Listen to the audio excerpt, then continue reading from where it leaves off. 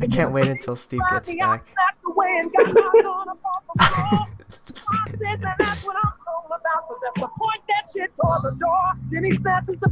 It's such a it's so like negatively stereotypically like ghetto. Yeah, right? Rose the nosy neighbor has like a bathrobe on and glasses with the long like strand and the little hat. Like her brother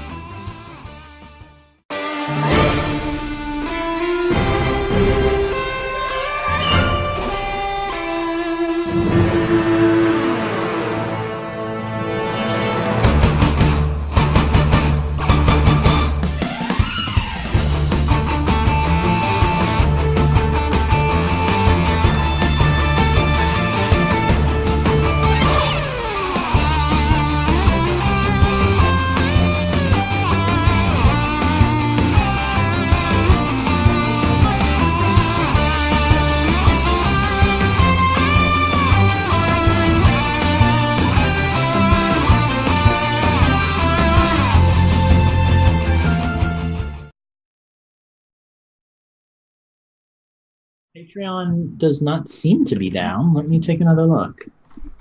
Why, can you no longer get on? Yeah, I'm trying to post the Here, let me. post for the Hunters Hub, but it's not letting me. You know what? I can't get on Patreon either. I can't get to it. Do we crap. know? Wait, No, I just it got just in. booted up. It did? Okay, let me try Yeah, clearing try- my cache. Yeah, it just Refresh. popped up for me. And I'm going to immediately close that so my computer doesn't have a heart attack. Oh yeah, it just worked. Awesome, thanks. Hello, Twitch. We love you. Hello. Did you say Hilo? I might have. Hello. I might It's have. off to work we go. Okay, I'm not the only one who heard it. It is confirmed. We are going to post the Hunters Hub here momentarily, and then we'll get the show started. Oh man, we've got Obi-Wan Lucas over here. I don't know any Star Wars lines I can quote because I haven't seen the movies enough. That's fine. You knew that was from Star Wars, so I'll take it. That's That's a win something. in my book. Yeah. I need one of you to make a questionable life choice so I can be like, get it. Yeah, exactly. And then when you do it, I can be like, I think all of my life choices are questionable. oh, You're wait, not wrong. Shit, did I say that out loud? I'm going to take the Hunters Hub post, and then we'll get rolling here. Okay, there we go. I found it. Who's got two thumbs and like the the prequels more than the original three? This guy. Oh, hey, My fiance, who was sitting in the other room, probably wondering why I mentioned her. Eugene, did you see our 38th Twitch follower? I did. I heard that. Another of my people I work with. Oh, Lucas cool. prefers the prequels over the originals. And I said, so do you. They're just more exciting. They're better. I mean, all right, dialogue-wise, no, but story-wise, they're better written. Well, it's not like the dialogue was top notch in the originals. I feel something. A force I've not felt since. I've got a bad feeling about this. I always have a bad feeling about this. Okay, finally posted that. Are we ready to get rolling, chaps? Yes. Do it. Let's do Why not? it. I'm going to. Oh wait. Hold on. I almost posted that to everybody. Let's make it to patrons only. Hello, ladies and gentlemen, and welcome to Infendo Radio, episode 274. My name is Louis Pugh, and 4, today... 5, 6. That was a weird pull. Will you be joined by Colin Crompton? Yes, And Harrison Colin Longwell? Colin Harrison, tell us a little about yourselves. Well, could I be Harrison? Sure, be my guest. Really? You're gonna make me do a British accent? That's why I chose Harrison. Okay, so I know Harrison. Harrison lives in St. Louis, and he talks about St. Louis sports all the time. So let me just talk about how mad I am that the Rams are now in Los Angeles, and something derogatory about the baseball team because they suck, and then Metroid rocks. yeah, and then Metroid. Yep, Metroid. Perfect. We did it. And the St. Louis Blues. Don't forget about the Blues. What is All the right, St. tune Louis in Blues? next week for Nintendo Fever, where we talk all about how much we love video games. You realize I have to be Holly because I'm the Utah. Yes. All right. I'm gonna get the Yukon? coconut out. Let's get this show Utah on the road. Cornelius. Let's get this show on the road. Right. Meow. I'm gonna mute myself and start the music. Let the bodies hit the floor. Show starts. All right, here we go.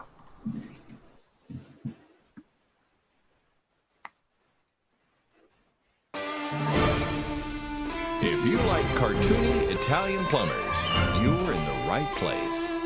Infendo Radio is on now.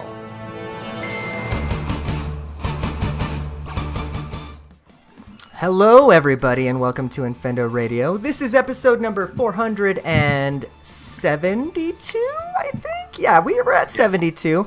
Man, I almost messed that one up. It's been a while since I've done that. Down occasionally. Messed Right? up? Isn't that what we're known for? I mean, we try and start on the right foot, but sometimes we don't. This is the 12th of December. Welcome, everybody. We're inching ever closer to a wild birthday from one of us. So I'm going to start with you, Steve. How are you doing? I prefer to start things on the left foot, personally. I've always been a left footer. It's my dominant foot. Well, I'll take it. So if you played soccer, would you be a lefty then? I wouldn't play soccer. That requires running.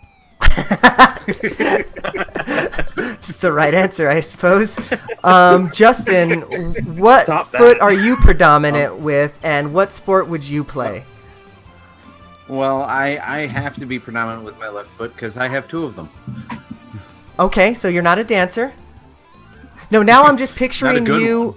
Now I'm just picturing you with like literally two left feet, and it's freaking me out. Lucas, how many feet do you have? I have two, and they're attached to these long dancer legs. So, I live each day one step at a time, and I just try to get where I'm going. I like that about you. That's why we're friends. Most people do. Well, when we're not dancing, we're talking about video games, and we're trying to shill our stuff. So let's get that out of the way. Really, the only thing that we're trying to get done here days is, trying to get our Twitch follower count up. And, we've actually gone up by 2 since we last talked. So thank you very much for, joining us and becoming our Twitch followers. We're at 39 now. We're almost there. So go to twitch.tv/Infendo Radio if you want to help us out and, give us that follow. We'd really appreciate that. With that, we are going to get into the news, and we will be right back. After a word from these sponsors. Sponsors, sponsor us, step free. up to the plate. Right, and actually, while we're doing this, and while we have a moment, I'm going to lower my gain. We're having a moment, all right.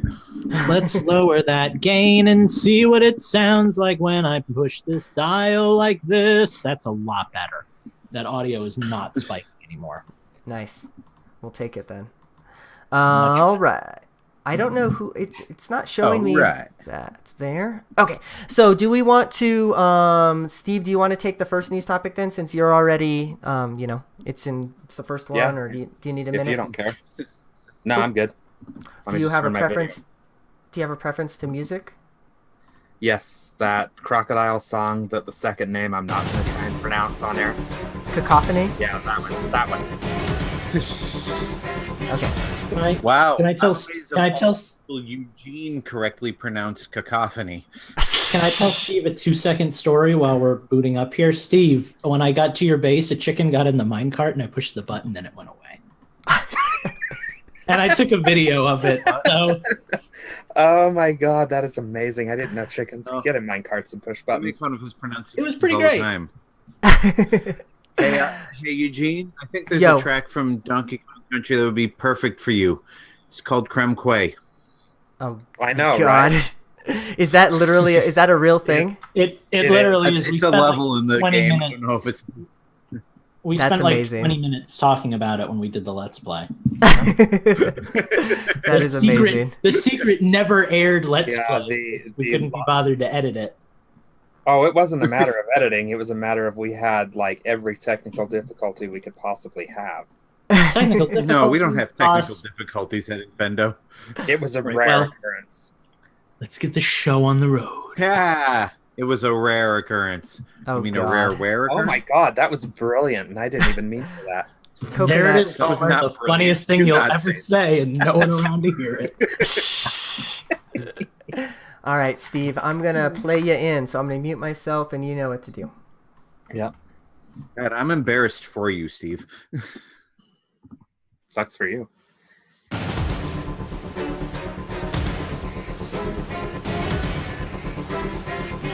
Ah, balls. Really? That's how we're going to start this? Alrighty. So we have 3 new games joining Nintendo Switch's online service this week, I believe, Sort of. or last week. We get Adventures of Lolo, Ninja Gaiden, or Gaiden, however you want to say it, and Wario. The correct way. in addition to getting those 3 games, 2 more games are getting the SP treatment, which is where they basically are ROM hack of the game. Dr. Mario and Metroid are both getting that. Dr. Mario. Yeah, I want to talk about the Metroid one when we get to it.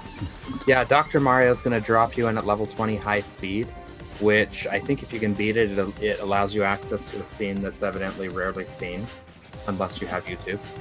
And then, Justin, I guess you can go ahead and talk about Metroid, since you're probably far more interested about that than I am. Yeah, I mean, I was reading up on it, and apparently it starts you off with like all the stuff you'll need, all the energy tanks and missile upgrades and weapon upgrades, and right before the room where you fight Ridley, so all you have to do is basically defeat Ridley and then go to terrain and, you know, destroy the Metroids, fight another brain, escape, etc. My issue with this is, first of all, there are already a few cheat codes, but there's one in particular that makes Metroid super easy. It's NAR password, and that basically makes you invincible with infinite missiles and all the power-ups from the start. So I don't know why they need to give you this special edition that is actually weaker. One moment. The other problem I have with that is, like, I understand if they want to do like Zelda did, where it starts you at the beginning of the game with all of the power-ups you could have gotten if you wanted to spend the hours exploring the world getting those things. I don't like the fact that they basically put you at the end of the game, because then you miss the whole game. Fun fact, I do this with my all the time. And this was made for someone like me. I will boot up a game and I'll say, boy, I really want to fight Demise at the end of Skyward Sword, but I don't want to play 20 hours of the game to get there. Boy, I really want to play that Ridley fight in Other M, but I don't want to have to start the whole... Like, this is made for me. Okay. It's like, I'm actually really excited for this. But there's already a password system in Metroid that lets you do that. So, you know, but now I don't again, have to look up a 20-year-old archival password system. I can literally just boot up the game and it's like, neat! I get to play my favorite Ridley fight right from the beginning. Like this works for me. Like, I will be booting this up and fighting Ridley and escaping, because like that's the part of the game I want to play. So no, this actually totally works for me. On every Metroid game that I play, I have a save file saved like right before the Ridley fight, because I love the Ridley fight so much. So like this works for me. Okay. All right, but for every other person who doesn't have a hard-on for purple lizards, wow, that's like a triple entendre. Like this is worthless, because there's still 2 entire worlds and 2 entire like mini boss things that you miss out on in the game. Like, yeah, but again, not everybody wants to go through all that. See, for me, the Zelda one was worthless because the grind is the fun of the game.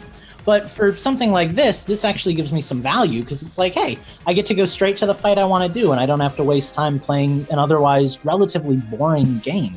So, yeah, I think it's kind of like a to each your own situation, because I was the opposite with the Zelda, right? Because like, yeah, I've done that grind a bunch of times, but I wanted to have all the items and everything, and yeah, it felt overpowered after a while, of course, but I kind of like that. I don't know. And then this one, well, no, I mean, it felt overpowered at first, but after a while, you've caught up to where you would normally be anyway, so it just saves a couple of hours. Yeah, but that's what I mean, right? It's like it's so for this one where it's more exciting for Lucas, like it might not have any value to somebody like you or myself, but like, you know, I can see where it would have value for others. I'm sure there are people out there like me who just enjoy like the best part of Metroid is the Ridley fight. So getting to just skip right to that is like, sweet. I'm really looking forward to this. I'm actually going to boot it up and play it because I'm excited. I'm honestly a huge Metroid fan, and I will go on record to say there's no best part of Metroid. It's all pretty mediocre except for the concept. But totally disagree on that one. But you know. I mean, you basically run left, run right, jump up, fall down, shoot things. Like, I'm sorry, no nuance. Like every video game, or well, no, but I mean, like compared to like the sequels that give it some nuance and atmosphere. Oh, anyway, by far, Metroid 1 is like the worst in the series. Yeah, like there's no doubt about it. Well, but that said, in Metroid 1, like one of the Oh, same. But from that same point of view, like the best scene, in my opinion, of Metroid 1 is the ending. So getting to skip right to the best bits for me is just like great. I don't have to waste like 15 hours grinding and running around blind to, go where I need to go. Right. It's just like having a save. But beyond that, there was another game that was announced. So let's toss it back over to Steve, so then we can kind of get that last little bit of news. Or is that kind of it for your news there? I thought Steve? He turned it over to us because he was done. Yeah, that was it. That was all I had on it. Did I miss it? Yeah, just that apparently Dr. Mario drops you off at like the end of the hardest level. So. Okay, fair enough. Yep. It's okay. Wait, no, the Dr. Mario one. It brings you to the end of the level, or you just start at that level? It drops you in at level 20 on high speed, and then I think once you beat it, you get to see a right, because you were saying that you can watch that in a YouTube video, which you can do entirely on your own just by setting it at level 20 and setting the speed at high. These special editions, though, because that game. Well, if you're not good enough, then the special edition isn't going to help you any. If it drops you at the beginning of level 20, then you still have to play through level 20. Otherwise, you can just start at level 20. Well, but we also don't know if it does start you at the beginning or not. The article that we're reading from isn't very descriptive. Right. It just says the special version drops you in at level 20 at high speed, allowing you to access a rare scene that's supposedly almost never seen. So for all we know, it drops you in at level 20, and there's like 5 viruses to kill, Right. More testing is required. Right. Yeah. But I think that to kind of close off this topic, I think that the these SP versions clearly aren't for everybody, right? But that's why they're special editions. They're not the actual game. So take it or leave it. And if you don't like it, well, that's fine too. Yeah. If you don't like it, it's not costing you any extra money to have it. So that's the but we paid $20 whole for these games, Justin. And we deserve perfection. Pay that much.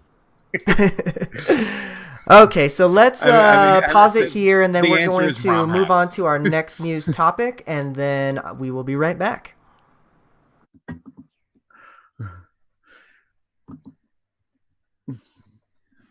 Yeah, honestly, I would have been happy just starting Metroid, at the beginning with like 5 energy tanks and 100 missiles or something like that, and again, take away the grind and let me enjoy the game and exploration. But I guess the thing about these special editions is they're just trying to mix it up a little. Kind of like NES Classic or NES Remix. I think what they're trying to do with the special editions is they're trying to give players a chance to experience moments that most players don't get to experience. That seems to be the trend. It's like, oh, you're really bad at Legend of Zelda? Here's a bunch of stuff to make it easy. Oh, you're really bad at Gradius? Here's all the equipment you'll need to get through the either give players a fighting chance or put them in a location where they don't have to spend like 5 hours playing a game to get to the ending, which is valid. I think it kind of is. I know we're not doing a show right now, but I think it kind of targets that like young kid who might be interested in NES games but is put off by the obscene difficulty. It's like, I just want to see how Metroid ends, but I don't want to play the game because I don't understand it. Well, here you go kill Ridley. Game over. Sure. Well, and now that you put it that way, I think I know exactly why they're doing it that way, because guess who's in Super Smash Brothers? Hey, look, here's the game he came from, and we're going to drop you right in front of him. That's probably why they do it for real. It's the same reason as why in Brawl they gave us access to a bunch of old NES games for like 2 minutes. It's like, hey, learn about these characters, Right. So while we're kind of on break, I'm going to give some shout outs to our people that did things for us over the last week. So we had a new patron. Thank you, Walter, for doing that and becoming a new $1 patron. We appreciate that. We also had 2 new followers on Twitch. So thank you very much, Solar Snooky. I think I'm pronouncing that correctly. And minus 512. No, there was a Grim Shadow 13. So thank you very much, Grim Shadow 13. Yes, Lucas. Can I make a special request when we get new patrons? We make the sound effect when we get new patrons, that you got a new ally sound from Mario RPG. That da. Oh my God! If you can find that, I can probably make that happen. I want it to be a thing. Yeah. Okay. Yeah. Okay. Yeah, I was going to suggest actually Street Fighter 2, Here Comes a New Challenger, but Power Pros podcast already uses that for one of their segments. So if you can think of a good gift to go along with it, like you know how there's the Kirby dancing. Oh, I'll find you Mario spinning and doing the little piece right from the thing. Yeah, no, we're golden. We're golden. Okay, but anyway, we got a show to do. This is not the meeting at the end of the show. So, all right, let's get rolling. I'm going to play myself in. I want to. I like Cass, so we're going with this one. On camera. Shh. I just got that, Justin. Thank you for that. How's our volume? Too loud? Are you okay? It's a little loud, but it's all right. Okay. I'll turn it down just a tick then. I love that remix so much. All right, here we go. God, I'm gonna have to go into Smash and figure out what music I want, aren't I? Well, you've only got between 7 tracks that are already in my folder, so. No, okay. Well, So go to our bumper music folder and pick from there. All right, here we go. I'm going to mute myself and play myself in.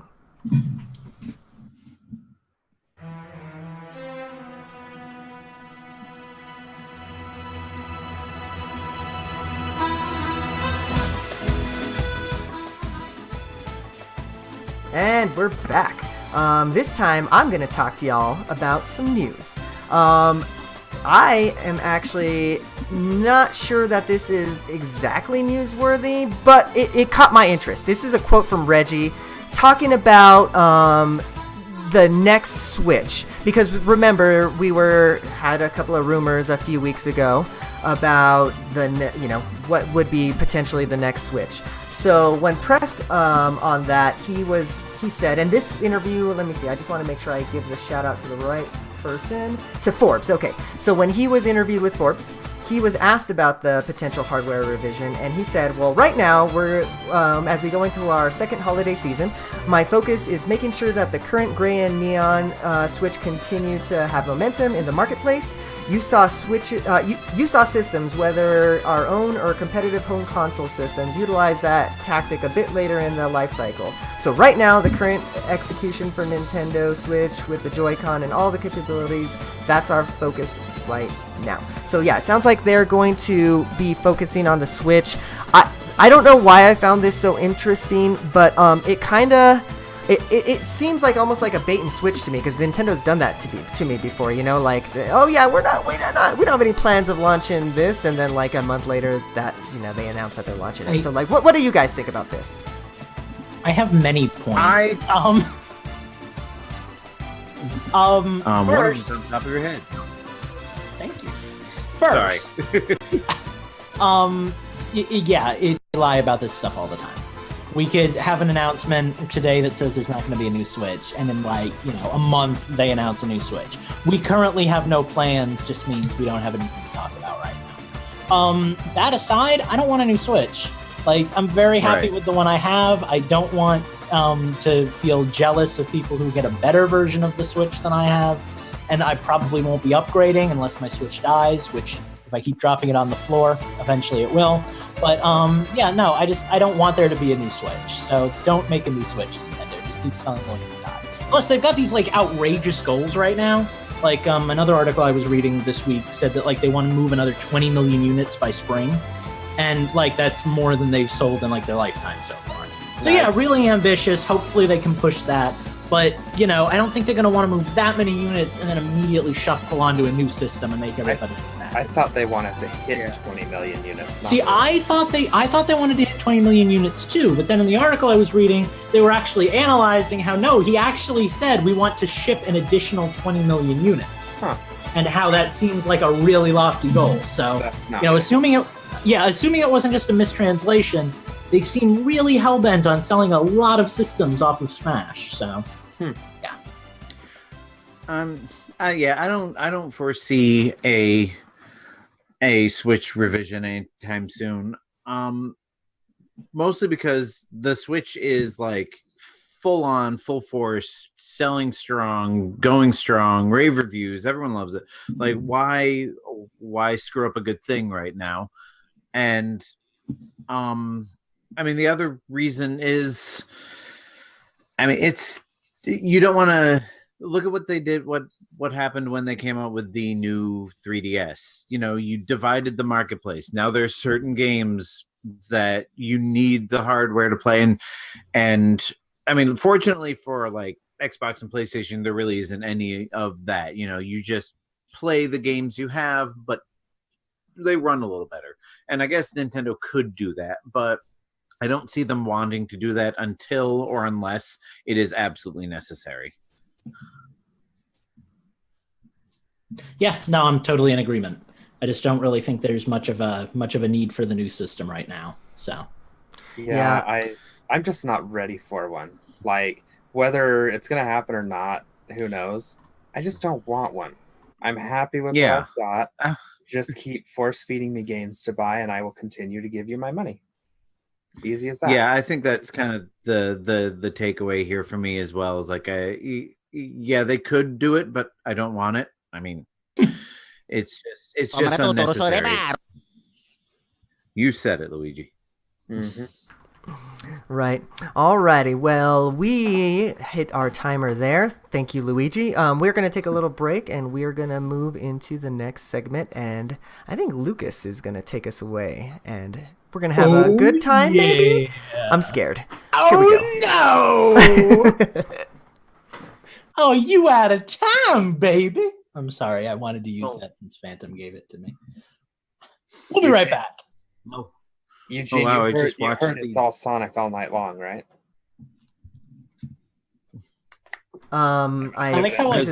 This is my 2 weeks. It's not that awkward, almost crotch shot from the movie poster, then I'm fine with it.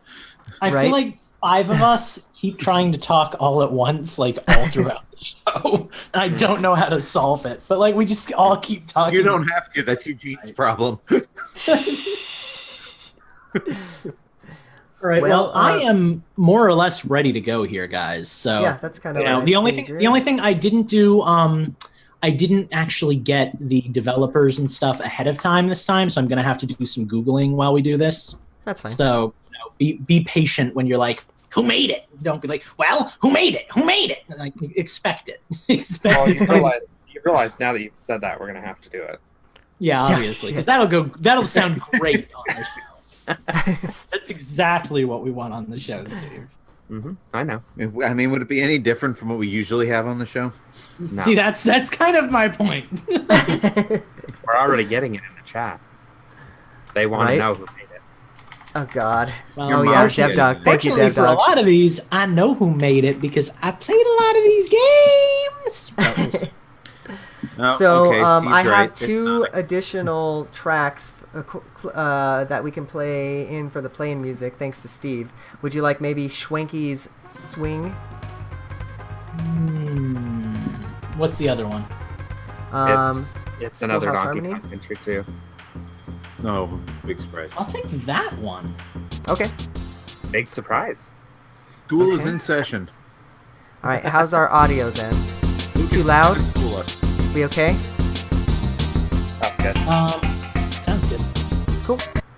All right, well then, Lucas, I'm going to mute myself, and you know the drill. No idea what instrument that's supposed to be. I'm just feel like he's banging on like PVC or Seems something. Right.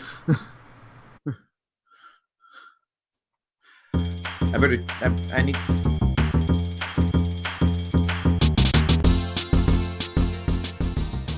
Hello, ladies and gentlemen, and welcome back to Infendo Radio. It's time for Nintentunes, the all-inclusive game show segment of Infendo Radio, where these lovely young gentlemen get to play along and guess what music I have for them. The catch? All of the music is from Nintendo games, unless I cheated. And at the $2 Patreon tier, you get to suggest music to stump these gentlemen. You can go to patreon.com/Infendo Radio and be a part of that. We are going to start the night off with a patron track. That patron track is going to come from one Mr. Jay-Z Beast, and it is going to go very, very quickly. However, Eugene is going to have to cut some audio out first, because I cannot get Windows to open this folder. So Eugene, please hold.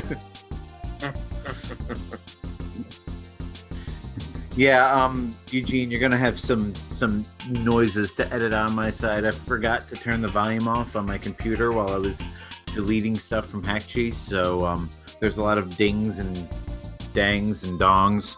Also, at first I thought Justin's like mouthing thing song was him telling me that he couldn't hear me, so I got like really thrown off halfway through that intro. All right, gentlemen, everybody ready? Eugene, can I just like re-bring us in and we're good? All right. And away we go with track number 1 from Jay-Z Beast. It's gonna go so fast. I'm ready. Gotta go fast. It's Sonic. Link's Awakening, Oracle of Seasons, Oracle of Ages. Oracle of Seasons, ladies and gentlemen. Dang. I wasn't even. It hadn't hit my. Link's Awakening. Yeah, it hadn't hit my brain yet. Color Zelda. Congratulations. I don't know how those games have such a unique sound. The sound font is... Wait. Yeah. Is this but the sound font is just bleeps and bloops. What? Is this the forest, or is this right outside one of the temples? Charm Ruins. Yep, it's okay, yeah. Ah, yes, Charm Ruins. All right, Steve gets an early point. Moving on to track number 2. Ding. Out of my own machination. Oh, sorry, I forgot to get my app out. Oh God. Shit. Well, you just got a sneak peek of that one.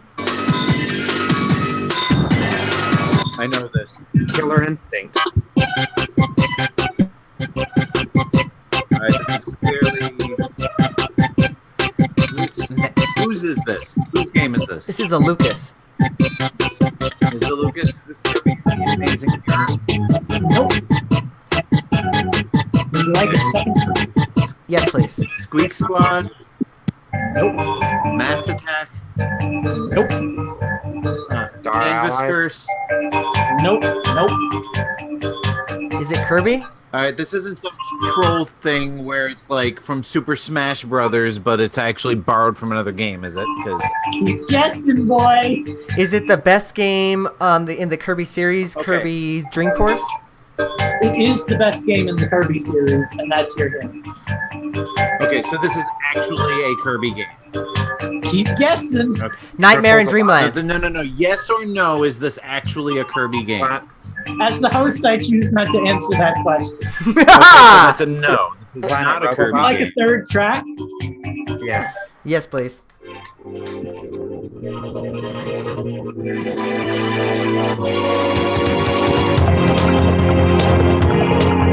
Alright, so it's a Smash Brothers game. Okay. Can we get a platform? No. Alright, that was Nintendoons, everybody. Congratulations, Steve. We're done here. Track number 4. Okay,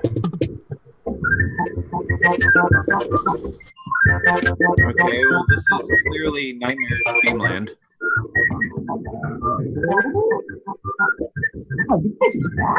No, wait, I have this. Is it Return to Dreamland? No, my God, you guys suck. You all suck at this. Air Ride? No. He said the best game. What? He said the best 64? Kirby game, not the worst. Yes, it's Kirby 64. Thank you. Thank you, Steve. Shoot. Oh my God. I had this. I knew I had this. Justin to get it, and then when I played Popstar, it's the first level of the game. I knew it was the first level of one of the earlier Kirby games. I just like Kirby 64 was in my brain earlier, and then it was gone, and then This is going to be a rough Nintendoons for me. You know what gave it to me, Lucas? I remembered all your favorite Star Allies characters are from 64. There you go. All right, well, this next one 2 points. I've never heard of, and it comes to a Corky Dog. And All right.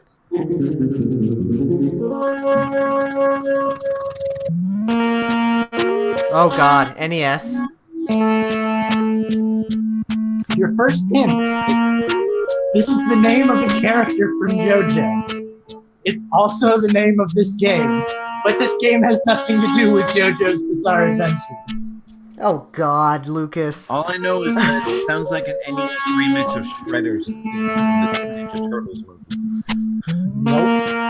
How about another track? You got it.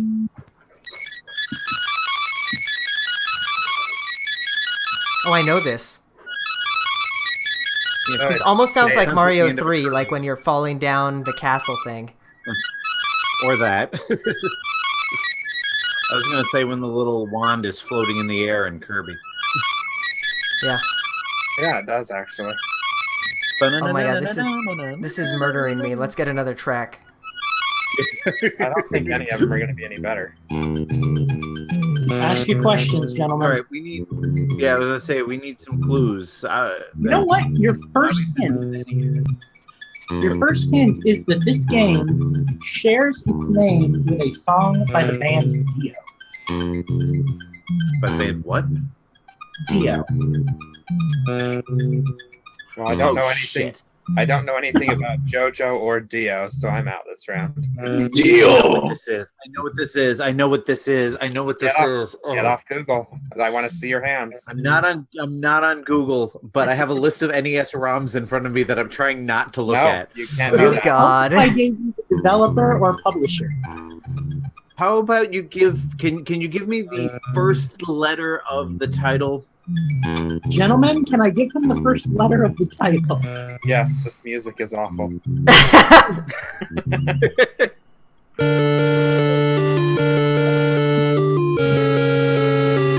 Holy Diver. There it is. Thank you. I don't know what that is. I'm pretty sure you I just don't made know that what up. it is either, but I know it's the name of an NES game. Apparently, it is a platform game developed and published by IREM. Sweet. IREM again. They were in our Nintendo's last week. And that's all I That got sounds to like, say about that. Early 2000s Apple knockoff product. Yeah, it is what it is. All right, well, in a stunning Nintendo's, Steve has 2 points, Justin has 1, and Eugene currently has 0. Hooray, I've won. Oh, did I mention that was from Corky Dog? Yes. Is that Yes. from Corky? Please, Okay, good. yes. This next one is not from Corky Dog. It is also not from a patron. It is from my heart, straight to you guys. Aww. Enjoy.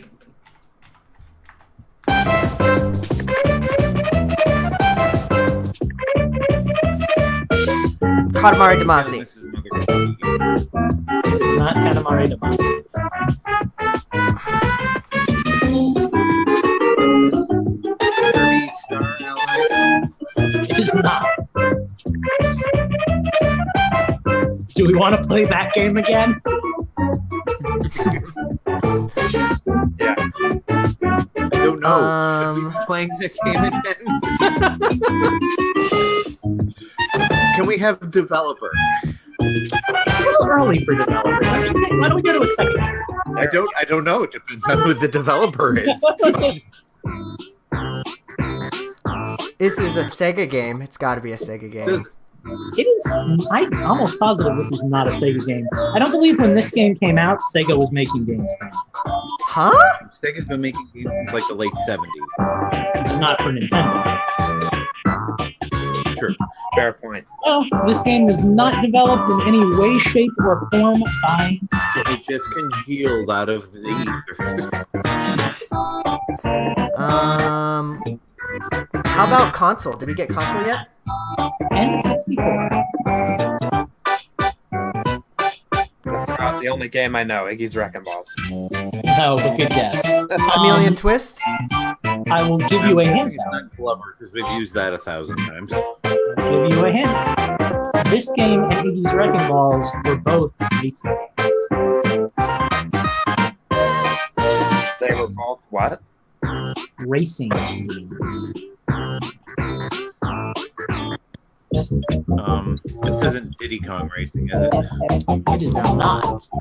Yeah, Is this where my M&M mind- Racer? Nope. I played a lot of this game as a kid. Is this the Mickey Tour USA, whatever the Rare developed Mickey Racing? I did not play a lot of that game. This game was not developed by Rare. This game was developed by High Voltage Software. By what? High Voltage Software. High Voltage. Oh crap! I know them, but I don't know what they ever did for N64. Yeah, I cannot. right? The game was published by because it would literally basically be the name of the game. How about another track then? Lego Racer. Yes. Oh. Well Yeah, done. that makes sense. So who is the developer then? Is it I like just Lego gave that Interactive to or Lucas. something? The developer is the Lego Group and Lego. The developer is the Lego Group and Lego Interactive. Yep. Okay. Dang it. No, so it was that's right. Before Travelers. That's a All pretty right. good one. This next one is going to go wicked fast, and it comes from Malik Emrys. Enjoy. Like a sequel. Super Mario World. Yes. Wow. This Like, is that's the Star World. That's This the is Star when you're in the World. Star Yeah. World, and you Special wait World. for like 4 minutes. Yep. It's like, Yeah. Wow. I was Oh, hoping I could dude, do it a little was. bit of a play with you, but Game the it was sound from. font is so iconic. Yeah, you can hear like the Yoshi thing, like the it's like Yeah.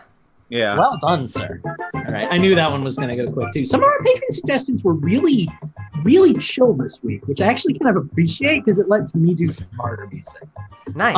Yeah. Next one, I Like, have you no don't idea. to spend 15 minutes guessing, Jay-Z beats or minus. Well, you might have to spend a little bit of time guessing minuses because I've never heard of this game before. But let's No fun. play track and see what happens. Oh, and score update. It's Steve 2, Justin 2, Eugene 1, right? Yes. All right. Now that I've Next corrected track. the score so that I have my points and not Lucas. I mean, I'll take them. Next track, minus 64. And away we go.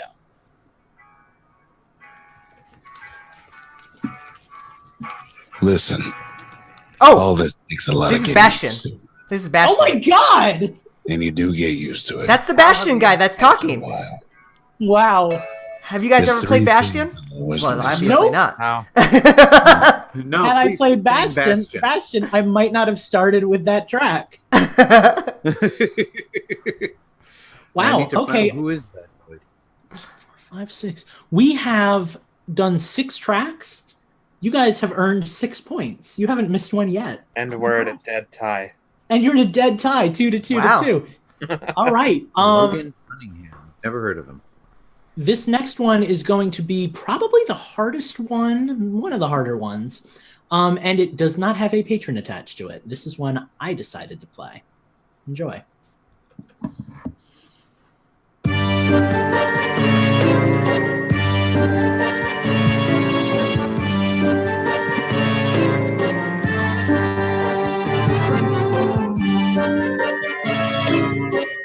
Now you got us all scared.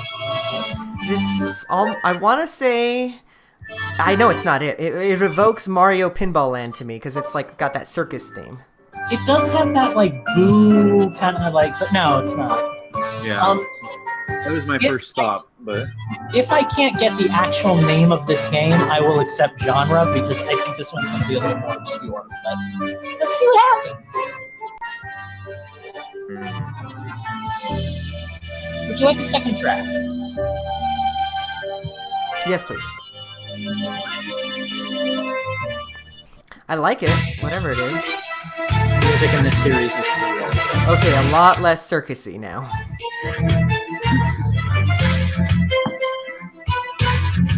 Is this an RPG? Yes, it's one of several subgenres of RPG. Okay.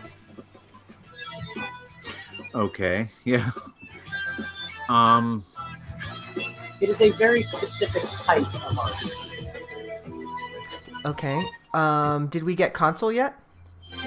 You did not. This game came out on the 3DS. Okay. There goes my guess.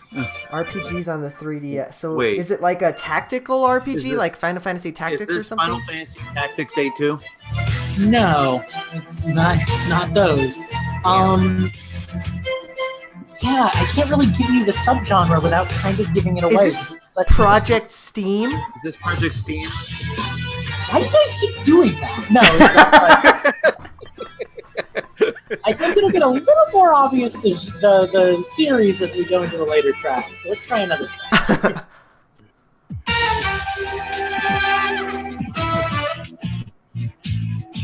So we still don't know specifically what subgenre of RPG is. Are we on the right track, or? It's hard to say. Is it Elite Beat Agents? No. That's not really an RPG of any form. I've never played it, so I don't know. Does the main character wear gloves? Is this guitar role-playing game? Neither of the main characters wear gloves.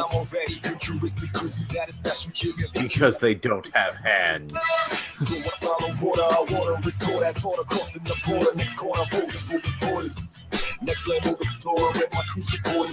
is this?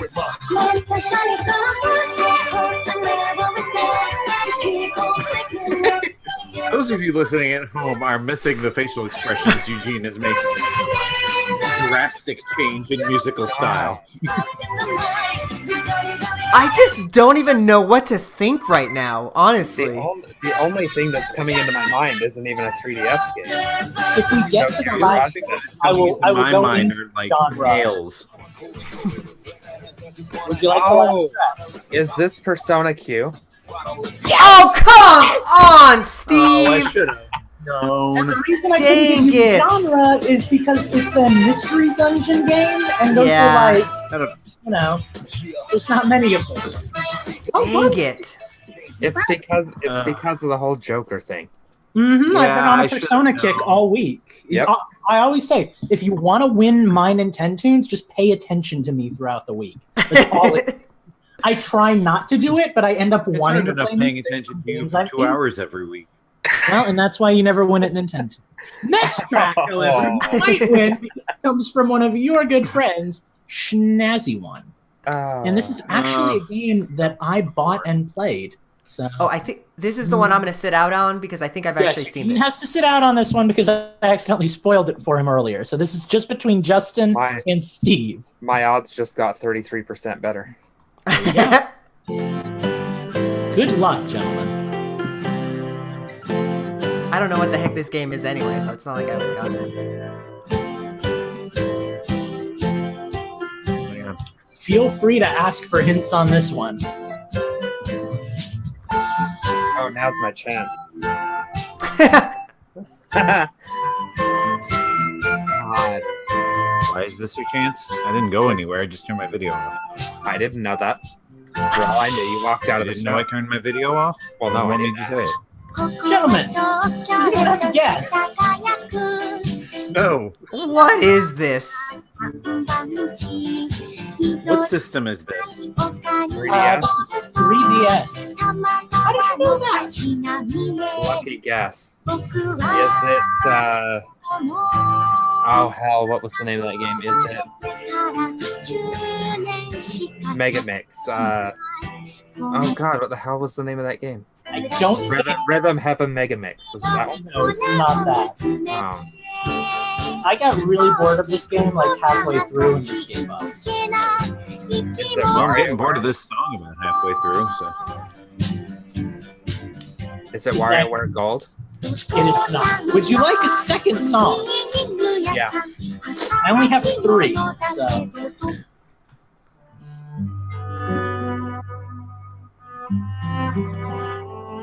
Okay, that is all different. right. Since we don't have much music, can we have more clues? Feel free. Ask away. I said ask hints. Genre. Yeah, that was gonna be mine. I want to say RPG, but there's not actually a good wiki article on this, so let me do a little digging.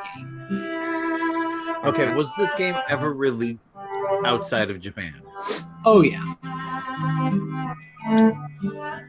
Officially. Yeah, absolutely. Oh, yeah, that's why it was So so... very It was kind of a bizarre there was like a card game segment, and like it was kind of a walk around and explore kind of thing. It wasn't really an RPG, but it was more of that than like. Is it Pocket Card Jockey? No, but you're in the right level of obscurity. This game was developed by Level 5.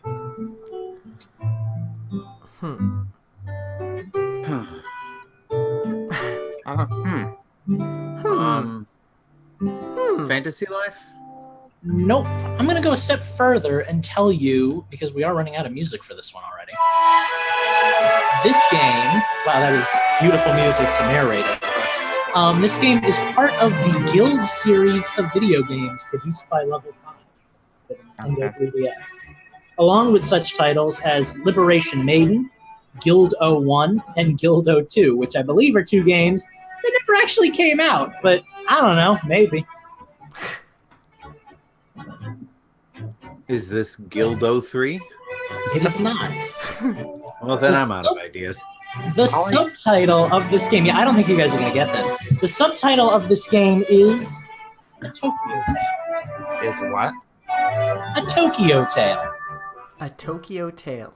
I've never heard of it. And this came out in the United States? Absolutely. Like 5 years ago. Yeah, I've never heard of this in my life. Yeah, I'm out. I don't know what I guarantee you that neither of you have heard of this. This is Attack of the Friday Monsters, A Tokyo Tale. Oh yeah, I knew that one. Oh wow, yeah, no, that was easy. Oh yeah, that classic. Hi. All right, gentlemen. Well, thank you, Schnazzy One, for keeping us from getting a perfect round of Nintendos yet. 2 games left, gentlemen. This next one is our last Patreon suggestion. It comes from Slacker Monkey, and if I'm not being too biased, I think it is my favorite of all the suggestions we've had. Skyward Sword. Okay. Join the tunes. I'm expecting Eugene to get this one, but we'll see. Oh God.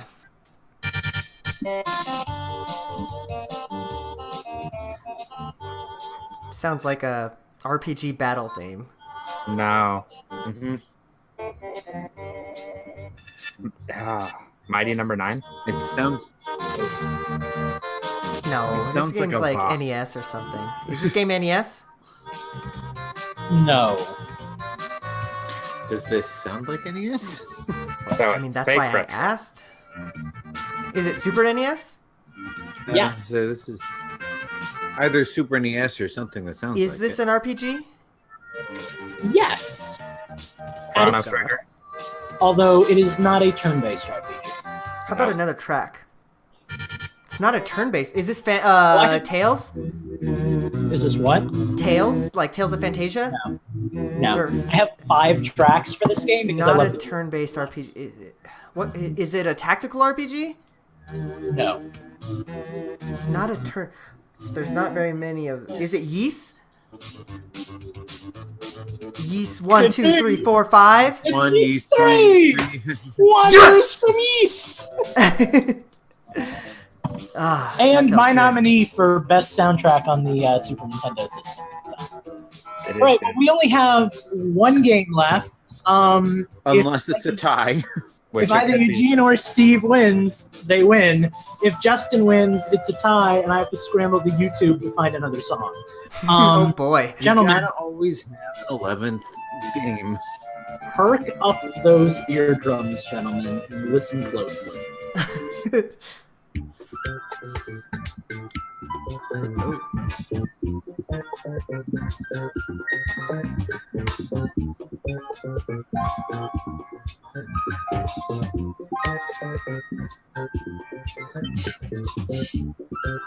Should this be something? Is this a Lucas? This is a Lucas. I'm afraid that there might be an unfair advantage for 2 of you, because I'm pretty sure I know one of you hasn't played this game. And I am sorry. Is this Monster Hunter? Nope. Would you like a second track? Yes. I'm upset here. Oh my god, what is this? Celeste? Nope. Is this a Switch game? Console? No, because you're going to get this without it eventually. I want this to be pure Nintendo's. Oh God. Let's go to track number 3. Oh. Oh my God. No, this is definitely Is not this what I just thought it Super was. Smash Brothers for N64? It is. Son of a bitch. I Son of recognize a that bitch. drum I'm the one that hasn't played it. Yep, and I felt really bad that was our last round. But now it's not, because now I have to find another track. But before I do, I want to play this. Is this the how to play music? This is the training music. The first one was the character intro, where you read about the characters. The second was when you finished all of classic mode. And this Nice use of obscure music. Yeah. is when Ness wins the match. All right, which means I have to go to YouTube and dig up a track and pray that I don't lose you guys on the internet. Oh, geez. Oh my God, I have to pull this game out of the... I'm going to have to boot this game up on Virtual Console and play it again. What should I use as my final game? Oh, man. It has to be something everyone has a chance of getting, too, which is really frustrating. Okay. Well, we're all old, so that helps. I have got it. I'm pretty sure everyone's played this game. I just literally pulled it out of nowhere. I'm so scared right now. I think it's going to go pretty quick. Let's go with... And Justin pull off another last-minute victory. Shovel Knight. I haven't listened to any of the music from this game, so I apologize. Wrong host. Let's go with this one. Sonic. Listen up.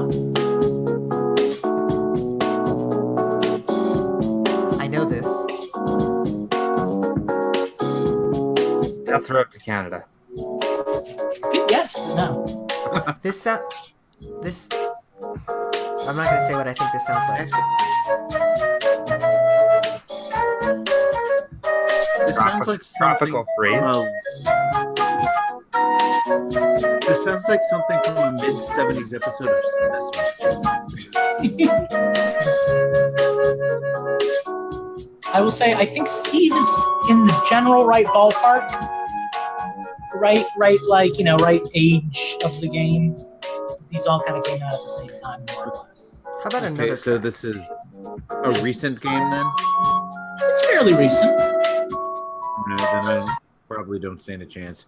Oh my god. Oh my god. Is this I know what this is. Story? I know what this is. I know this. Where do I know this from? Is this franchise in Smash Brothers? It's a good question. Yeah, Smash 4, but its stage was removed from Smash Ultimate. What? What? God, what stage were we talking about last night? What? Would you like another track? Oh my god, that hint is gonna drive me insane. Oh yes. I know this.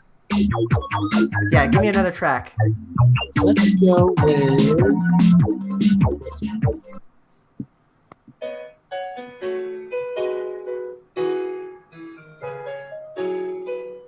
Oh my Okay, so god! you're playing official soundtrack, or is it all Smash Brothers music? No, it's all official soundtrack. This has almost nothing to do with Smash, except for Steve's Smash.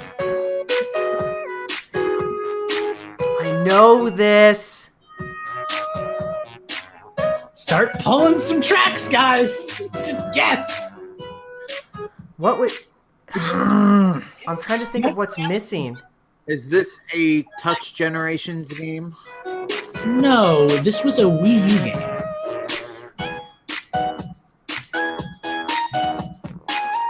Oh! No! Three. No! Miiverse! Is this the Miiverse? No! No! Say it, though! Oh! Wow. Oh my god, I'm gonna die. All right. I literally am gonna die. Okay. How about we just listen to one that you guys know? I'm assuming you'll know this is like the third track on the list. So let's just play Oh my this. god. If I don't get this, I'm literally gonna kill myself, guys. So, good luck with that. Oh, this isn't the song I thought it was either. Come on.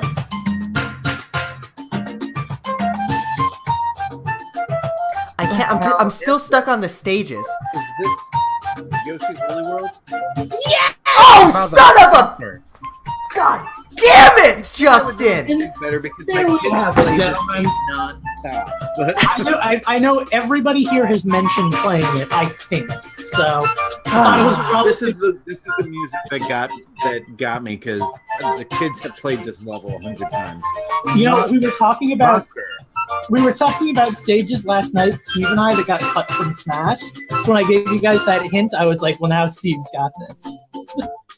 I could not. There is so much content in Smash. I could not. I know. I remember. The only thing I remembered was the Miiverse because there's no Miiverse. But like, I couldn't.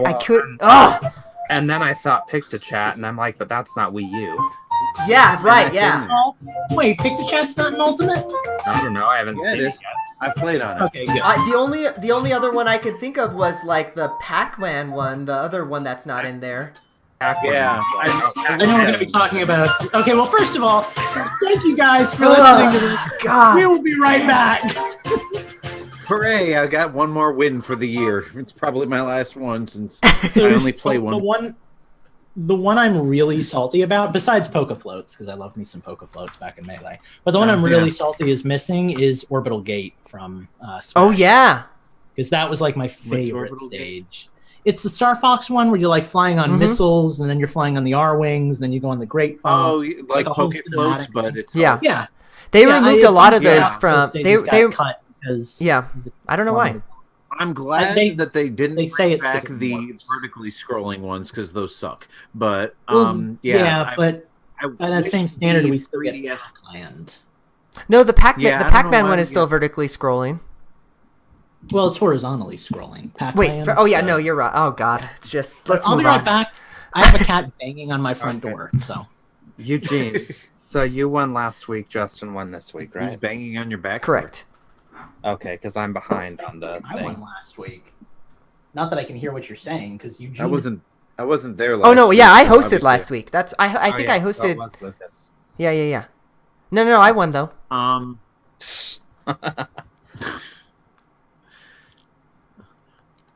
So let's see. 470 was. Oh God, I don't have 470 either. 2 games ago, that would have been Justin. Justin hosted. No, Justin hosted. That was after the mishap. Well, yeah, but he hosted for 4. Well, because we missed a show. Justin hosted 469 was a miss. So he did host 470. Yeah. I can't remember that. That was just me and me and you, Lucas. I can't remember. Yeah, so it must have been you. I never win when Justin hosts. And then the 471, which was last week, was Lucas. I'm pretty sure I won last week. I feel pretty good about last week. So. And this week, Justin won. Okay, now I'm caught up. Awesome. That was actually a really fun final round. I wasn't expecting that to be quite as challenging, but I'm happy it was. After Kirby 64, I guess I should have expected anything, but yeah, right. Oh man. My computer is like, it is at 100% CPU right now. Like I need to figure out. No, go ahead. Do your thing. I was just gonna say I've been trying to do it for weeks and months actually. Rather, I want to figure out a way to have my laptop going and my thing going, so then I can like offload some of the tasks that I do all on my desktop to my laptop. But like I haven't figured out how to do that yet. Silva, my I think it's disk. It calls itself. It hits 100% every now and then while I'm working, and it like just everything stops. That's just Windows being a piece of shit. Is it? So there's like no solution to that problem. That happens on almost every Windows computer I've ever seen. It's never happened on a Windows computer I've owned before this one. Well, you sir are one lucky son of a bitch. It's just like all of a sudden, like I think it's Slack, honestly, because it's only when I'm working, like at actual work, and every now and then it'll just like completely chunk, and my only solution is to force quit the computer and turn it back on. Also, I don't know, since we are on a break, I know when I'm doing Audacity and I'm running, like doing the show edits, and I have like, 7, 8 different tracks in there, it starts chugging like hell, which probably same thing happens to you when you're doing video editing. So actually not really anymore since I got the new computer. Oh, well, that's good. Well, I was going to say the trick that I use for that is I turn off my Windows Defender. Because what that does is it's always checking every single file that comes in. It's checking it for viruses. So I turn off the real-time protection, and because what Audacity does is it have you ever looked into the folder that when you save your thing and how there's like a million files in there? Oh yeah. Well, it's writing like thousands and thousands of files, and Windows is having to check every single one of them with that Windows Defender setting on, and it just starts chugging. So if I turn that off, it works. So, pro tip. Nice. Yeah, no, my only issue is I'll be working and I'll be like writing up about Virginia or something, and then all of a sudden like just everything will stop, and I'll be like, oh, okay, I can move my mouse, but I can't click on anything, so I guess I need to reboot my computer. You love writing about Virginia. He has I to. I do it all the time. It's not a if and or want. You got to do it.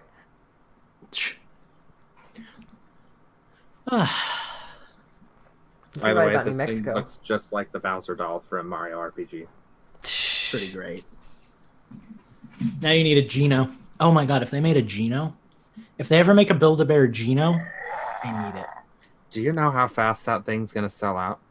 Oh yeah, I need you to buy me one. Like I couldn't even get this one the first time around. You're my Build-A-Bear man. You're my guy on the inside. I need you there. Actually, just a Geno doll in general. If you ever find a high-quality Geno doll, I will comp you. Just buy it. Okay. I think I've seen one before, actually. Hold on.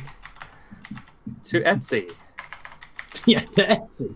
A magical place where laws don't exist. And yeah, right? For real. Oh, yeah, there's some great plushies. I once found a naked Zelda pin because, maybe you want to wear that around town. I don't know. I don't judge. I was just looking for The Legend of Zelda, and that's what popped up on the It's definitely a work-appropriate item. Oh, yeah. Right?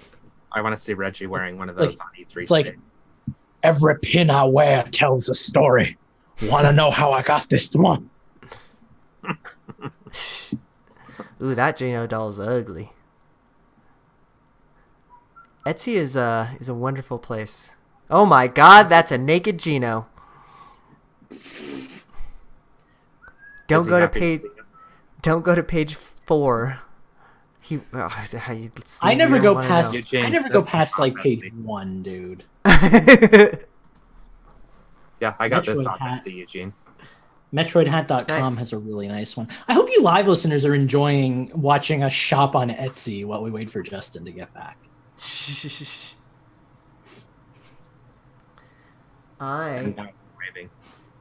Heather brought home Krispy Kreme donuts, and that's all I can think about right now. That's what I saw.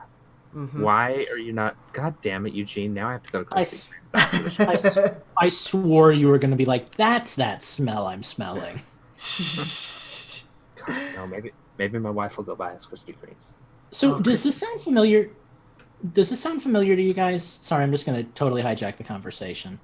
When Smash Bros. 1 was coming out, the reason they chose to include Ness was because originally they were working on, I know this part is true, they were working on Mother 3 for the N64, and then Progress got scrapped. And originally this is where I don't know if it's true. They were going to add Lucas to Smash 64 to help promote Mother 3 coming out. But when Lucas got scrapped, they changed it to Ness because Lucas didn't exist in like the Nintendo universe anymore. Am I making that up? Because I was thinking about that today, and it sounds true. I think I've heard that because Lucas is actually the one with the powers that that Ness would have in the series, right? Because yeah, Ness doesn't get. Well, actually, to be honest, I don't think Lucas ever got PK Thunder or Fire either. They're usually more like healer classes, but yeah, no, I swear that's true. I swear originally it was going to be Lucas, and then they scrapped Lucas, but they kept the character and they made it Ness, and that's why we got an obscure RPG character no one had ever heard of in Smash. I think that's how that goes. Somebody thought it was his name was Ness. I mean, Ness at least was in his game came out in the United States. Hell, with Ness and Lucas, I'm kind of surprised we didn't get Nintendo in this. Well, yeah, but iteration. I think you kind of missed the beginning of that. But I think the reason that we got Ness in the first place, the Earthbound beginning, was because we were going to get Lucas because they were working on it for the N64, and then when they scrapped that, They were like, we already have this character built, let's just make it Ness, and lo and behold, we got right. Ness. But I mean, otherwise, Ultimate, who would I'm think surprised. about Ness? Mm-hmm. Yeah. All right, so we got Justin back here. So let's get rolling with the show here. We are gonna hit it the question block. Yes, Justin. Can you give me like 2 more minutes? Sure. I'm sorry, I know I was just like gone forever, but I just realized I gotta get the charger for the laptop. Can't have you dying.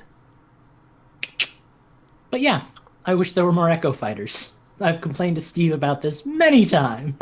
Which is funny because I'm hearing the argument there are too many from other people. Right. No. Like they hate Echo Fighters. And it's like, why? They're just so easy to implement. It's like I was complaining to Steve. I was like, why didn't they give us Jean? Like, how's our volume here?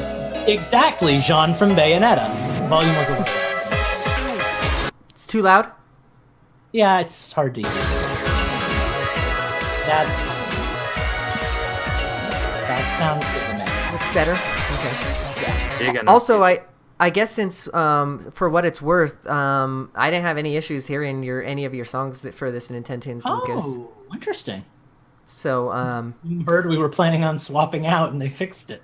Well, I messaged Zoom like 3 times and they haven't messaged me back except for saying that there was a software update that was incoming, and then they'd get back to me because there's some audio improvements in that one. And I haven't heard anything from them, so I assume it's good. Maybe, I don't know. Well, yeah, actually, Zoom did update a little while ago. Mm-hmm. I haven't done the Zoom update, which explains why I had the same underwater issues as always.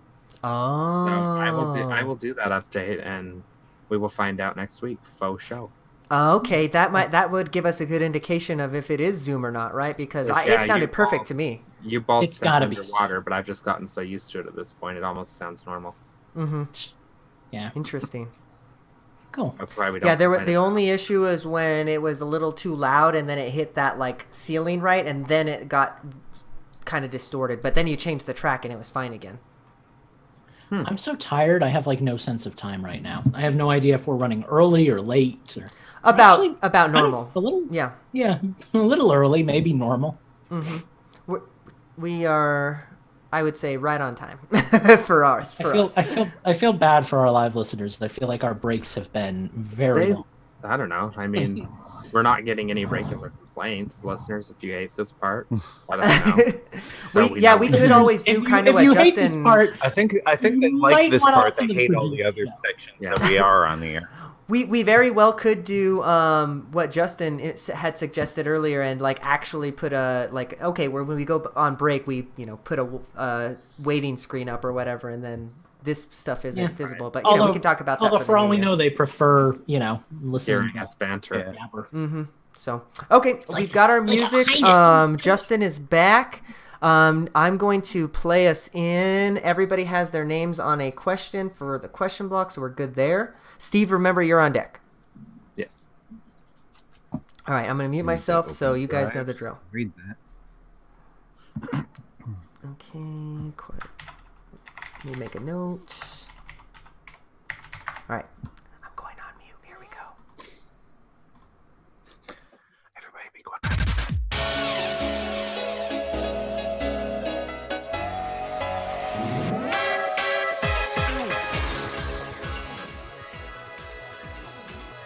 Oh, sorry. I thought you were bringing us back in. We're back, everybody. We just finished up another amazing round of Nintendo tunes with no issues whatsoever, because we never have issues at this show. Ever. Just like I didn't have an issue bringing us back in. Except only part of that was sarcasm, because we actually didn't have any issues, so hooray. Oh my God, and I won. Guys, just do the segment. So we're going to move into our next segment called the Question Block. This is where for $3 a month, if you're our patron, you can actually ask us a question. Does it have to be about Nintendo? Not always. Sometimes do something else for a change. And not usually. It's actually not necessarily about Nintendo. Our first question comes to us from Minus64, and he asks us, some big shot movie maker dude wants to make a movie about your life. Wow, right? I know, Lucky. Which actor do you feel would portray you best and why? My initial thought is Keanu Reeves, but he's way too cool for me. So my second thought was Danny DeVito. Nice. We're about the same height, we're about the same weight, and we're both obnoxious. Mine is an easy one. So apparently my image of Steve based on his I'm gonna wait chest until up. Justin's done interrupting me, apparently. But mine is an easy one. I'm going to choose somebody that already kind of looks like me, somebody that already kind of sounds like me because he got that kind of higher voice or whatever. But mine would be Jaleel White. So think Urkel. That's me. That. I can, Right, well, mine would be based on the same principles of someone who looks and sounds like me. Mine would be CeeLo Green. So CeeLo Green, jeez. Nice. I love Yeah, it.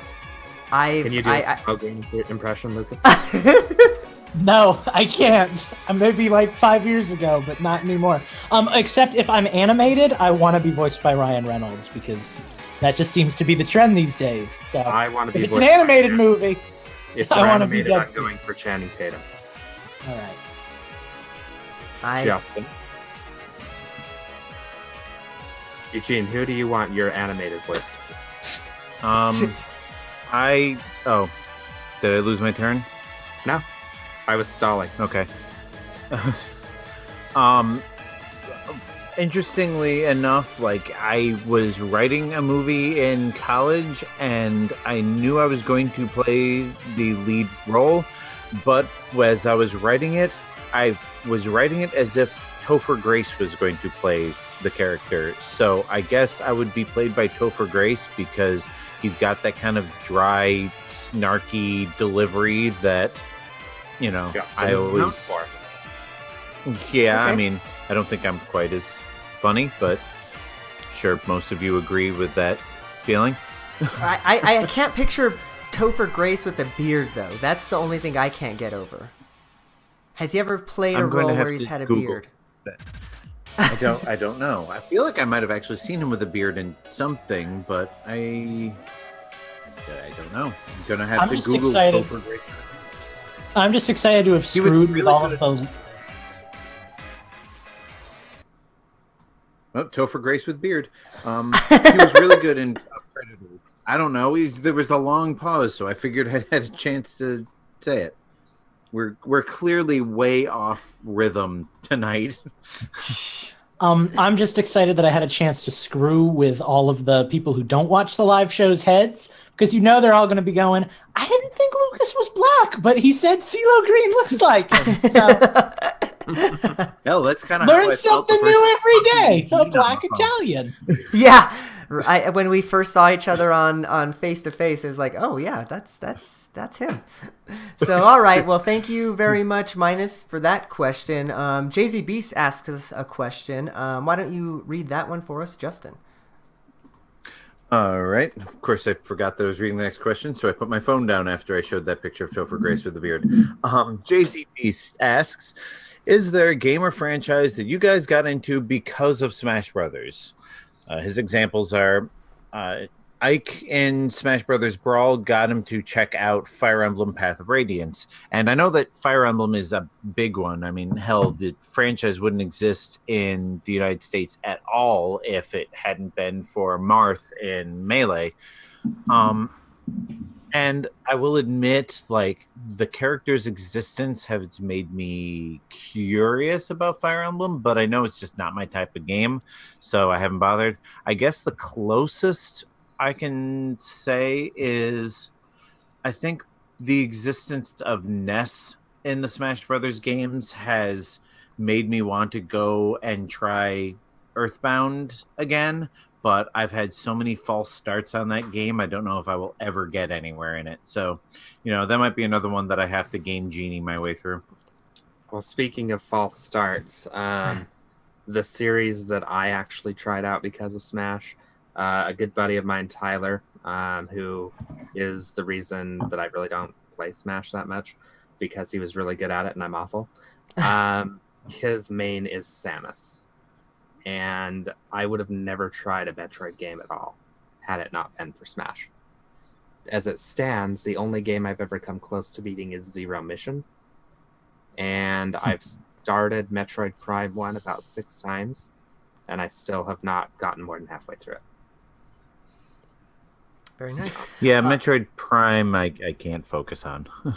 I have a lot of answers for this one, actually, because Melee was basically like a Nintendo encyclopedia for me, right? Like I think, and I don't have the save file anymore that has all of the trophies unlocked and like literally almost 10,000 hours played, but like, anyways, like, you know, going through the trophies, there was like Devil World. I was like, what the hell is Devil World? So like I'd, you know, dig up an emulator and played that. Like there's just a bunch. Drill Dozer, I think, was an assist trophy, or maybe just like a regular trophy in like Brawl or something like that. But yeah, I was like, what the hell is Drill Dozer? And then, you know, I picked up that one. Like I had, there's just a lot of games, especially if you look at like the trophies and like now with the spirits and the stickers and all that stuff. So did you say Brawl or Melee?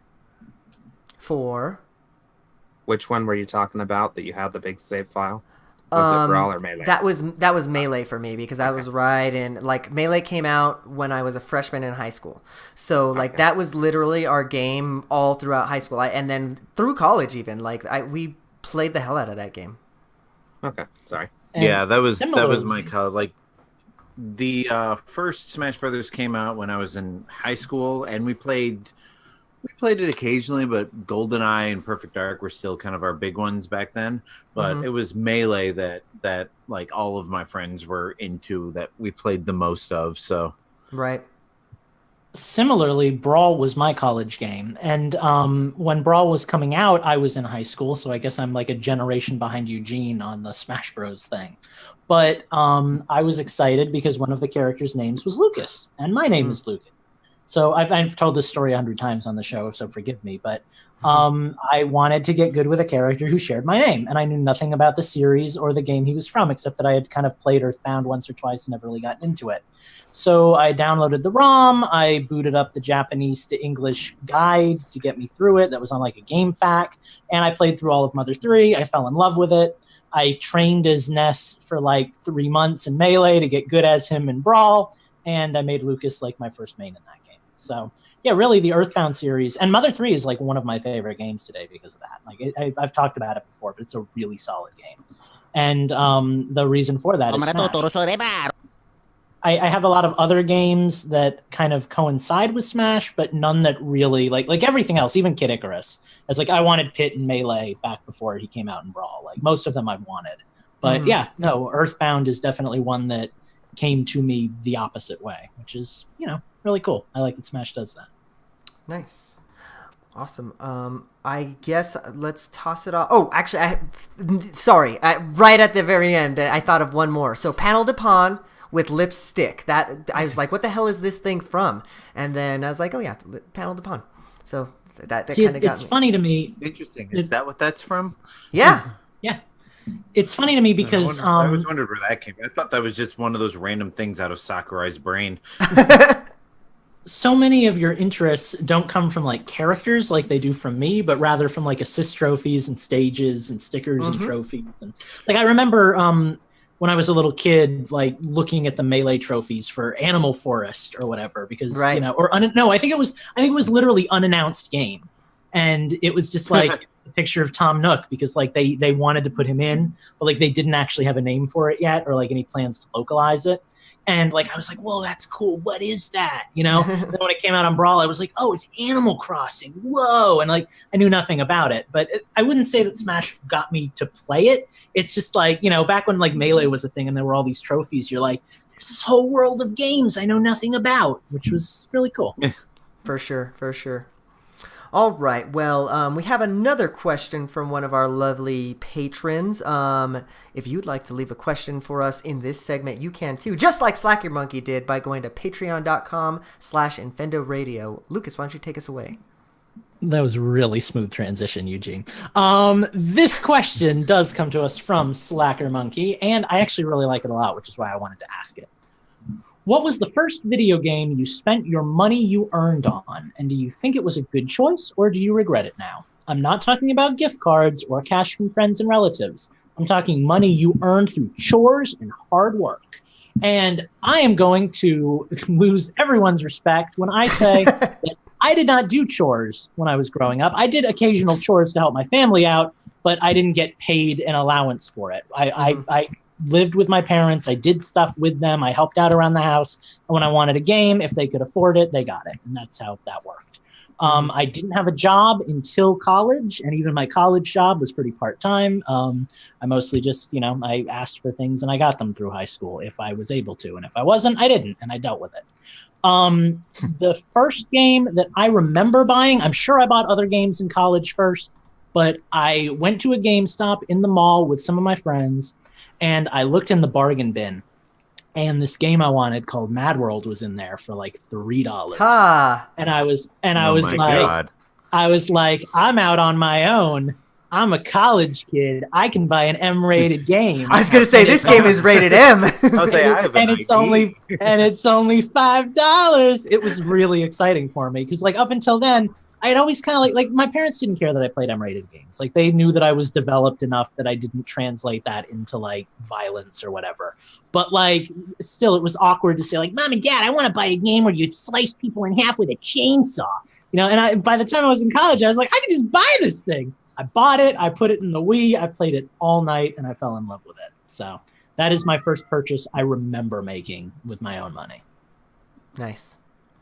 Well, I'll jump right in here then, and I'll again. It might not be the very first one that I did actually buy for, but this is the first purchase that I remember. When the Game Boy came out, the Game Boy Color rather. I had been wanting an actual Game Boy forever. Oh my God. Like, because, like the Game Boy had a really long life cycle if you think about it. So like then the Game Boy Pocket came around. I was like, oh my God, Mom, can I get that? Can I get that? And she's like, nah, you've already got your NES and your SNES. You're fine. So then the Game Boy Color came out. I was in high school by then. No, I don't think, no. I was in middle school by then. And then I remember that I went to a Replay Games, which is like an import game shop. I imported a clear Game Boy Color. It was like a clear casing and everything like that. So I was the coolest kid in school because they didn't even sell those in the United States. And yeah, that's the first thing I remember buying. I bought that, and I bought Link's Awakening DX. Dang. So, throughout, like, I grew up with a ColecoVision in the house, and I begged and begged and begged for an NES and finally got one. And I think all of the NES games I got were bought for me by parents or other relatives and whatnot. But I saved up my allowance and did chores and did all sorts of special stuff because I wanted a Super NES, and my parents said, we are not going to buy it for you, but we will help you save your money and find one to buy. I don't know whether they have this in other parts of the country, but there's something in my area called the Wanad Digest. And obviously with stuff like Craigslist out there, it's not that big a deal anymore, but it was basically a book that came out every month with listings of things that people were selling. And there was a video game section or an electronic section that had video games. And so I saved up about $100. Shut up, Luigi. I'm telling you a story. You're going to have to chill because we still got Steve. I saved up about $100, and I looked, and right in there was a used Super NES with 3 games, and I believe the 3 games were WrestleMania, Street Fighter 2, and Zelda.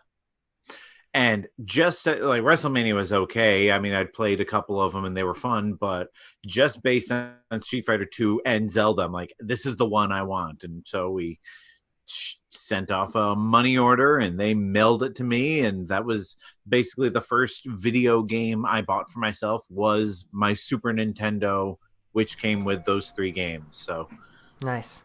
And since then, I've been pretty much on my own, except for recent years. You guys bought me the Switch, and significant others have bought me my other systems. Fair enough. So Mine is actually not a Nintendo game. Get off the show. I know, right? After, well, hence the regret. After I moved out on my own, I bought a PS3 because I needed a Blu-ray player. Mm-hmm. And, you know, you go to GameStop, you do the buy two, get one free when you first sign up for their membership or whatever. So I was like, great, that's a good time to get myself, 3 PlayStation games.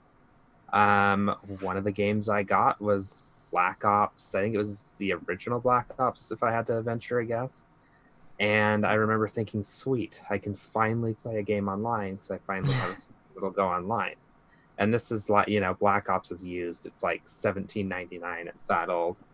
So I fire it up, I hop on. I get killed about 4 seconds after I spawn, and I'm like, nope, fuck online gaming. You've had the official Black Ops experience then. Yeah, I remember you telling that story when we started playing Monster Hunter, because it took you a long time to get into the online scene again. Yeah, so let's see. So I bought my PS3. It was probably about 12 years ago now, if I had to venture a guess. And I just barely started playing online games again. How long have I been on the show? Close to 2 years now. About. So for 10 years, I said never again. And then Infendo came and changed your life. And then Minecraft came. Yeah. Thank you, Slacker Monkey, for that question. It really brought us down that was fun. memory road. Yeah, that was a good one. Awesome. All right, well, we're going to pause here, and then we're going to press play after the break and talk to you about the games we've been playing. I've got a doozy for you. Okay, guys, I need to take like a 3-minute phone call. You might want to go to the bathroom if you're going to do that. Is that what the 3-minute phone call was? I don't know. You said I've got a doozy for you. I said you might want to go to the bathroom for that. A doozy. Okay. Eugene. I don't know what Steve's doing.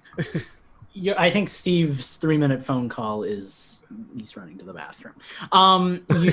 Your Game Boy story brought back a lot of warm memories for me, because when I was 3 years old up in Vermont, one of my only memories is of wanting and getting a green brick.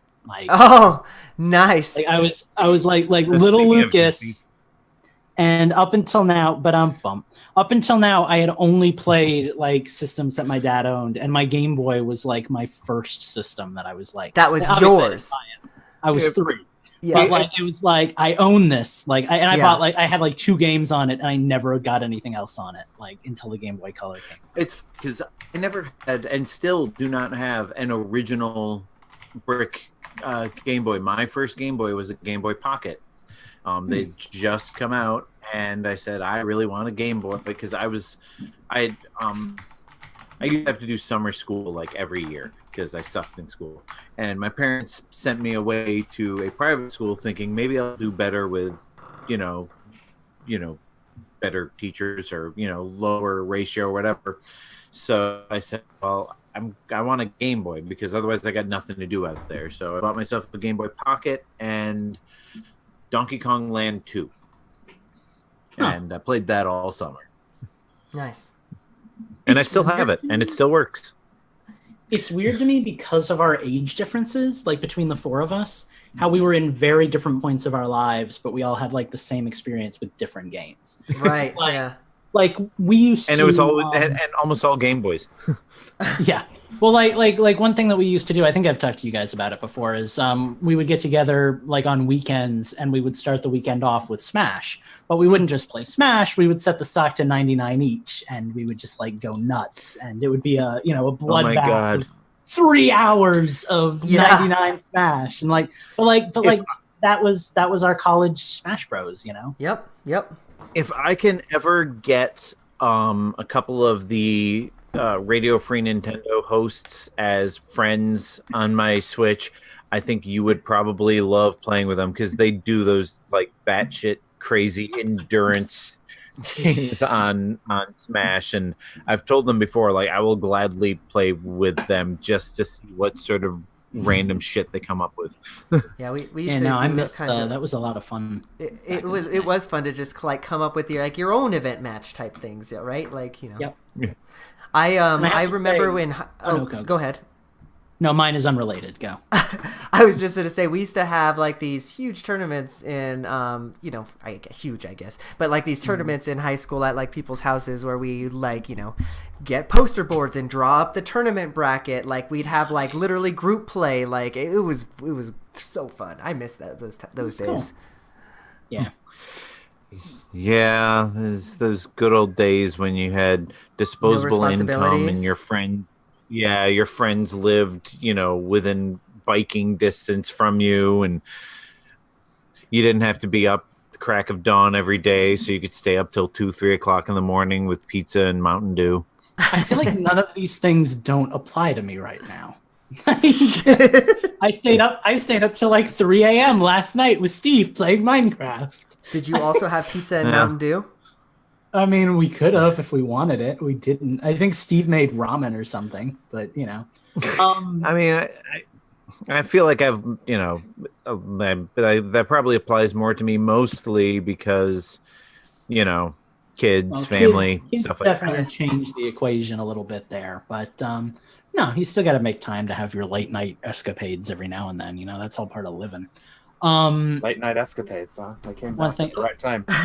One thing, and then we'll get back into this, but one thing that I still do, and I did it when I was a kid, and I did it like a week ago, is I'll like make a tournament, and I'll play as like every character against like online or whatever it is, and I'll do it in JoJo's, I'll do it in Smash, I'll do it in Mario Kart, and I'll be like, all right, now Peach and Mario are gonna fight. Which one do I want to play as? And I'll be like, who wins the tournament? And like it's a pathetic only child's attempt at having fun, but damn if it's not fun. Like right now, as I'm preparing for Smash Ultimate, I'm creating like a list of characters and like the rival that I want them to fight. So it's like Sonic is going to fight Wolf, and Ridley is going to fight, I forget, but some other dragon. And like it's going to be this whole, like every character is going to have someone they're going to fight. And it's like, that's how I play these games.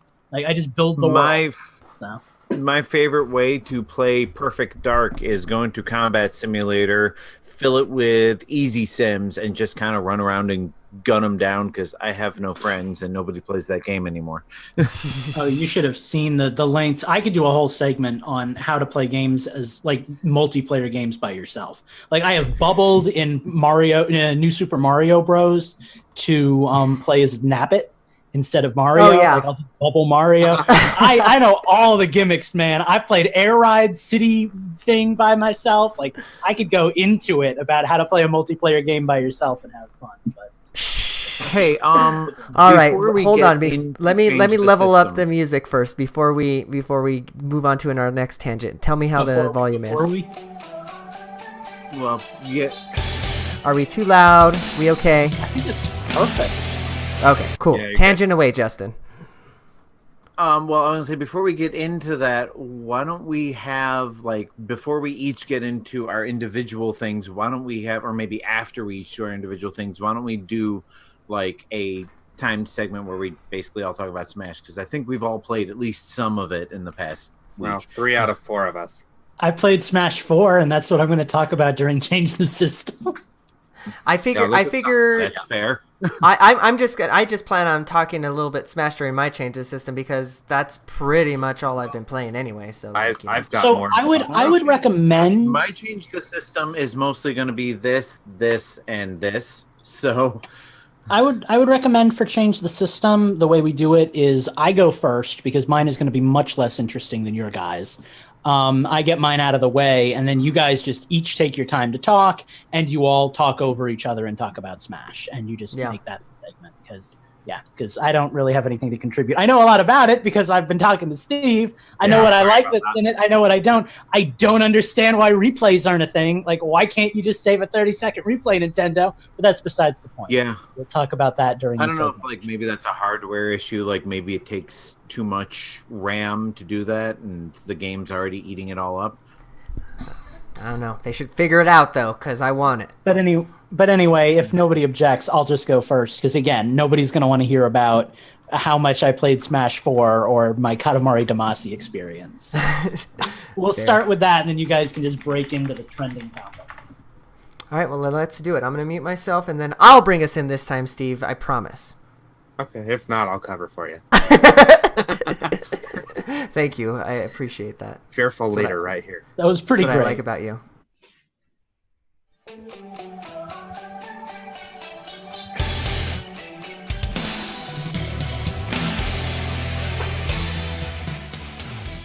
All right, we're back.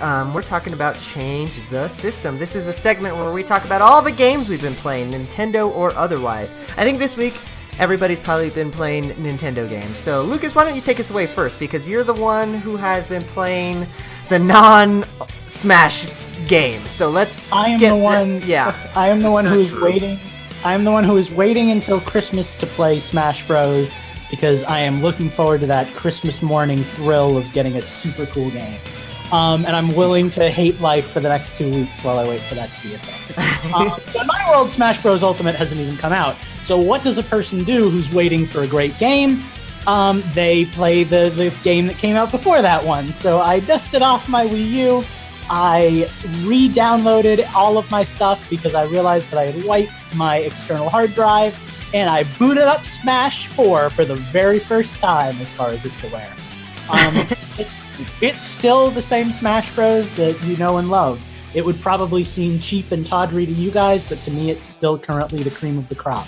And it's fine. It's a very good game. I have no complaints, except that I've gotten a lot worse at it in my absence. Oh, good. I might stand a chance. Yeah, I'm a little nervous. I'm having a lot of trouble with these level 9 computers, and I don't remember having that much trouble before. Unless I'm playing as Bayonetta, it's like 50-50 that I'm going to win these fights. So something's wrong with me. But maybe it's just because I'm playing on a Wii U again. Not much else to say on that front. However, in my desire to find something to fill the void of Smash Bros., I've been playing a lot of other games. Katamari Damacy Reroll is one of those games. Never played it before, always wanted to play it. Guys, it is straight up like right out of the Wii era. Like I was playing it and I was like, this is exactly what I loved about Elevate. Like it's that same kind of, that cheap feeling that like Wii games had, but at the same time really comforting and obscure and bizarre and different. Like it doesn't feel AAA, but it's still a quality game, and I really like, I like and respect that a lot. And it's also something entirely new. What's funny about that is it seems, especially in today's market, it seems like just the perfect Nintendo game, and it was always weird to me that it, or even like a Sega game, but it was just weird to me that it basically had it lived and died on the PlayStation. Yeah, it was always a frustration for me because it was one of those games I just always wanted to try. It's different, I love different. And actually, on the different front, the other game that I finally dove into was Happy Birthdays, which is a game that I've been wanting to get that I compared to Katamari Damacy. Basically an evolution sim, where you set the conditions in the world right, and you raise the world, and creatures evolve and grow.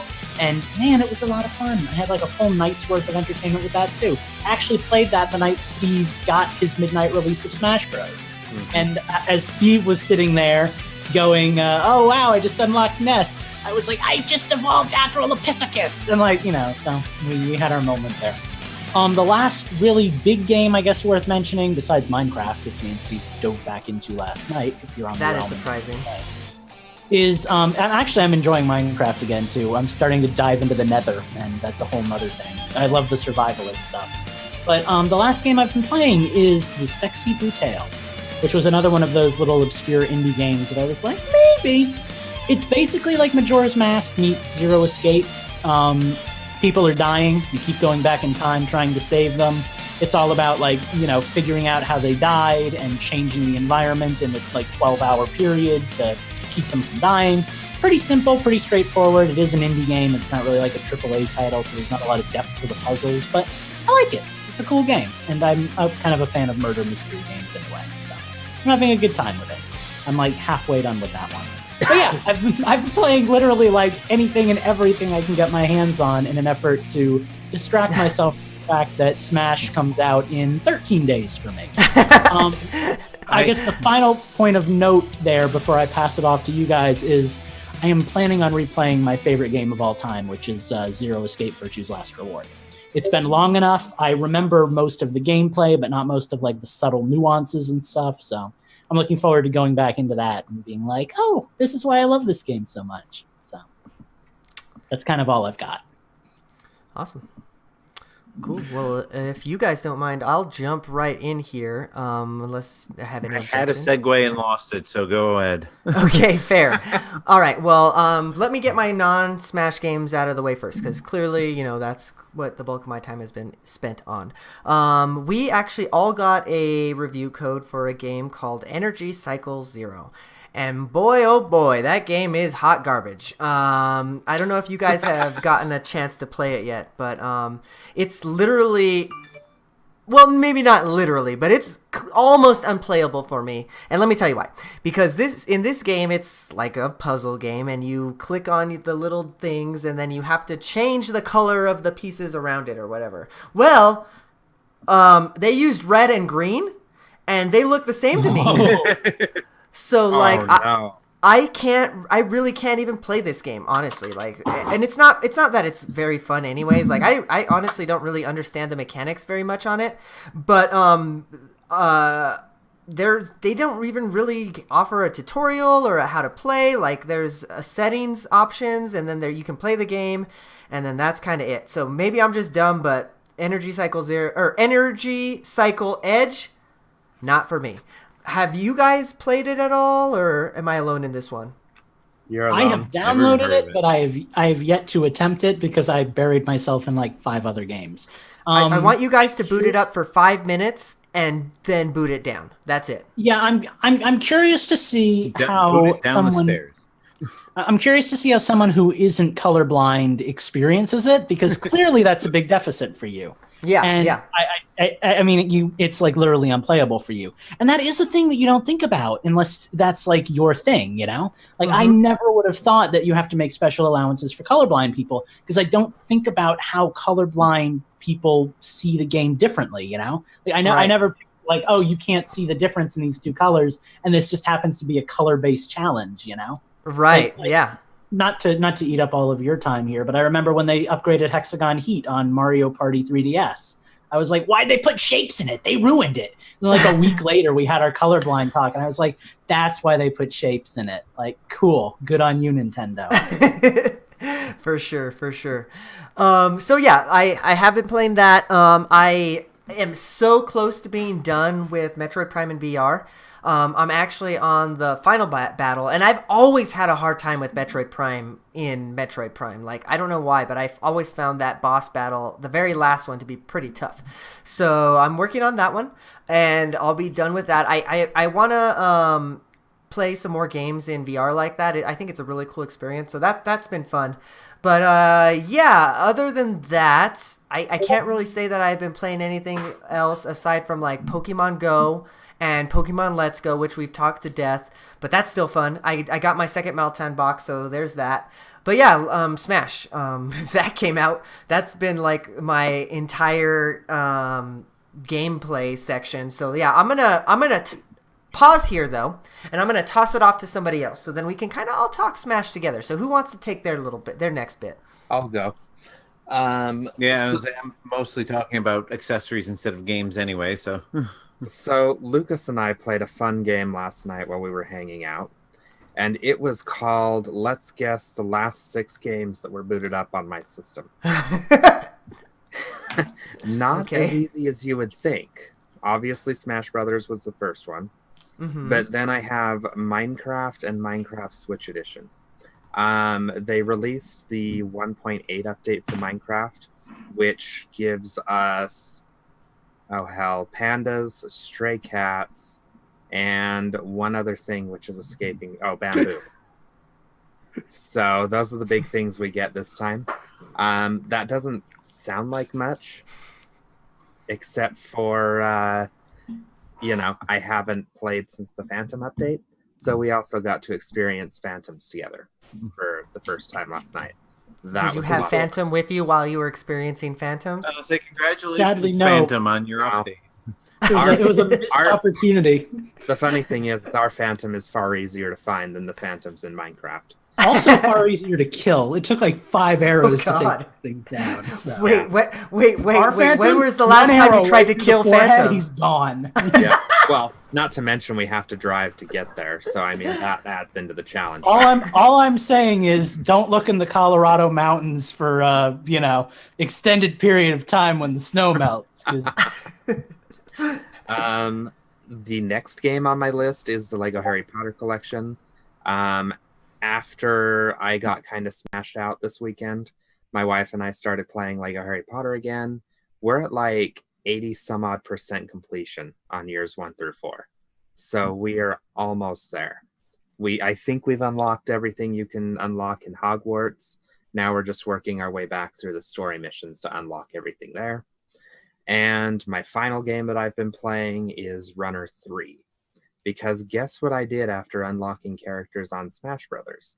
I immediately went to Runner 3 so I could unlock some more characters because I clearly hadn't had my fill yet. I unlocked Charles Martinet as the narrator in Runner 3, and it is so funny to see him as a playable character.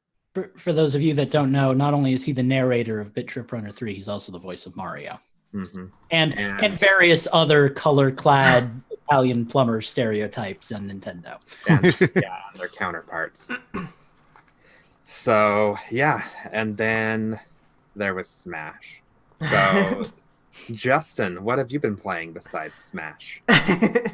Well, honestly, I haven't been playing much besides Smash. I have been very tempted to get Let's Go because I looked at my eShop account and I can afford it now, but I know that my time is being taken up by Smash, so I haven't bothered.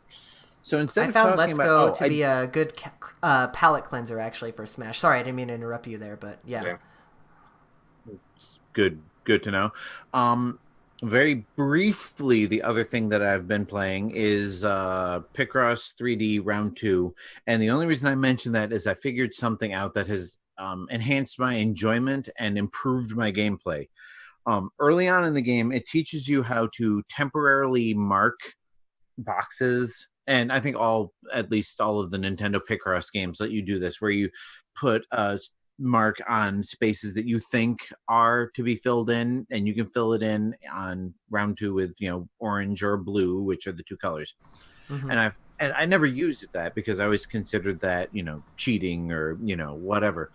But I started doing it in one puzzle and realized it really, really helps you figure things out that you can't see otherwise. So, like, for example, if you've got a row on the x-axis that based on the numbers are all orange, and then you have another row on the z-axis that says it's all blue, and you fill in the temporary boxes and you notice there's a spot where the 2 of them crisscross, that one box where they crisscross has to be eliminated because it cannot be one or the other because it would conflict with the other one. So that has actually helped me a lot and improved my scores on that. That aside, I've got a few product reviews I want to do real quick.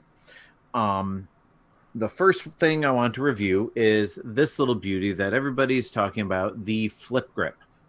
I backed this on Kickstarter because I loves me some Donkey Kong and wanted to do some handheld punching out.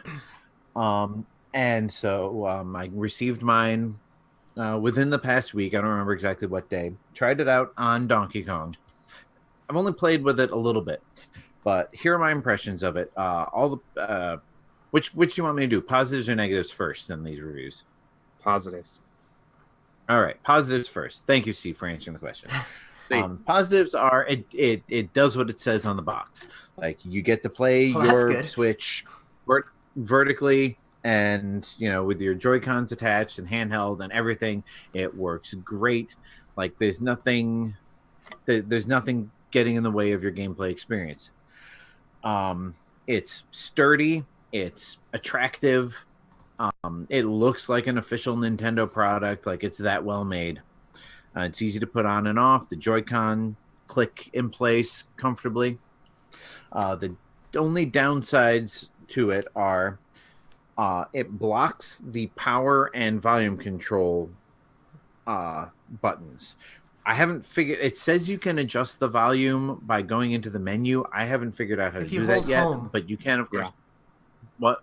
Yeah, like I guess you have to hold the home button for a couple of seconds, and that's how it does it. Yeah, I didn't realize that until last night.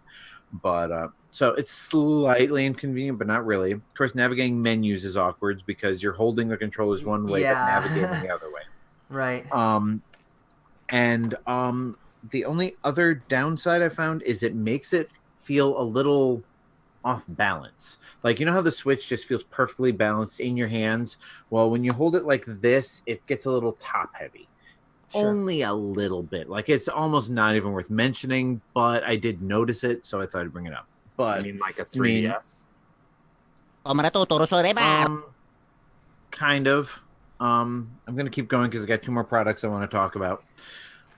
The next one that I wanted to briefly review because I only briefly used it is this 8-bit dough. I don't know what it's officially called. You can get it on Amazon. It is a wireless adapter for the Switch, and it has ports for both a Wii accessory, so like a classic controller or a classic edition controller. So if you want to play your NES games on the Switch using the NES classic rectangle controller, you can use this to do it. And it also has a GameCube adapter. I haven't used the GameCube adapter side yet, but from what I've been hearing, they work great. Certainly the NES controller side works great.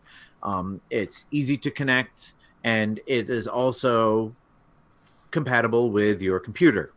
So, and it also has this nice little form factor. I realize if you're listening, you can't see it, but it's got like GameCube purple finish with, you know, like GameCube colored buttons, and the sync button looks like the C stick on a GameCube controller. So this is clearly meant for people who want to use a genuine GameCube controller on Smash, but wirelessly. So 2 questions real quick for that one. Yeah, go ahead.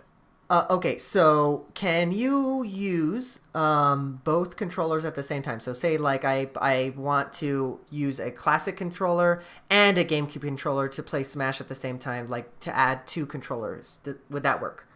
No.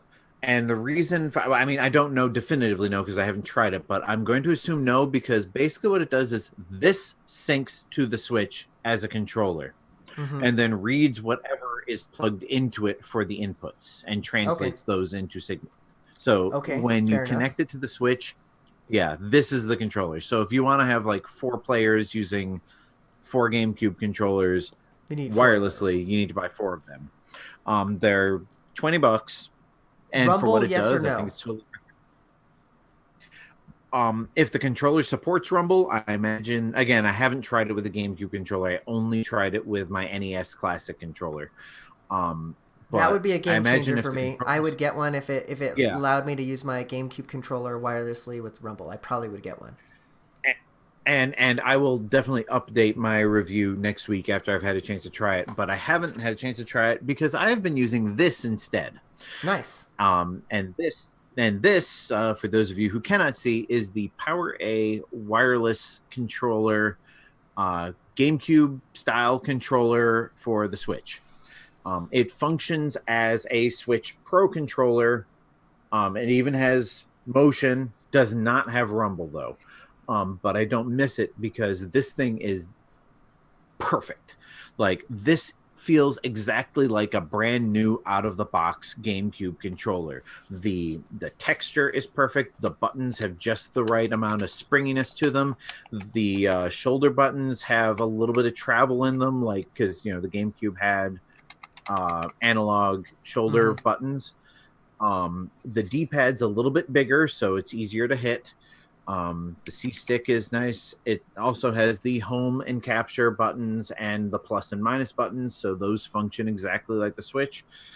And it has L and R and ZL and ZR buttons, so you can map everything out again exactly as a Switch Pro controller would, but it looks and feels exactly like a GameCube controller, but absolutely no wires whatsoever.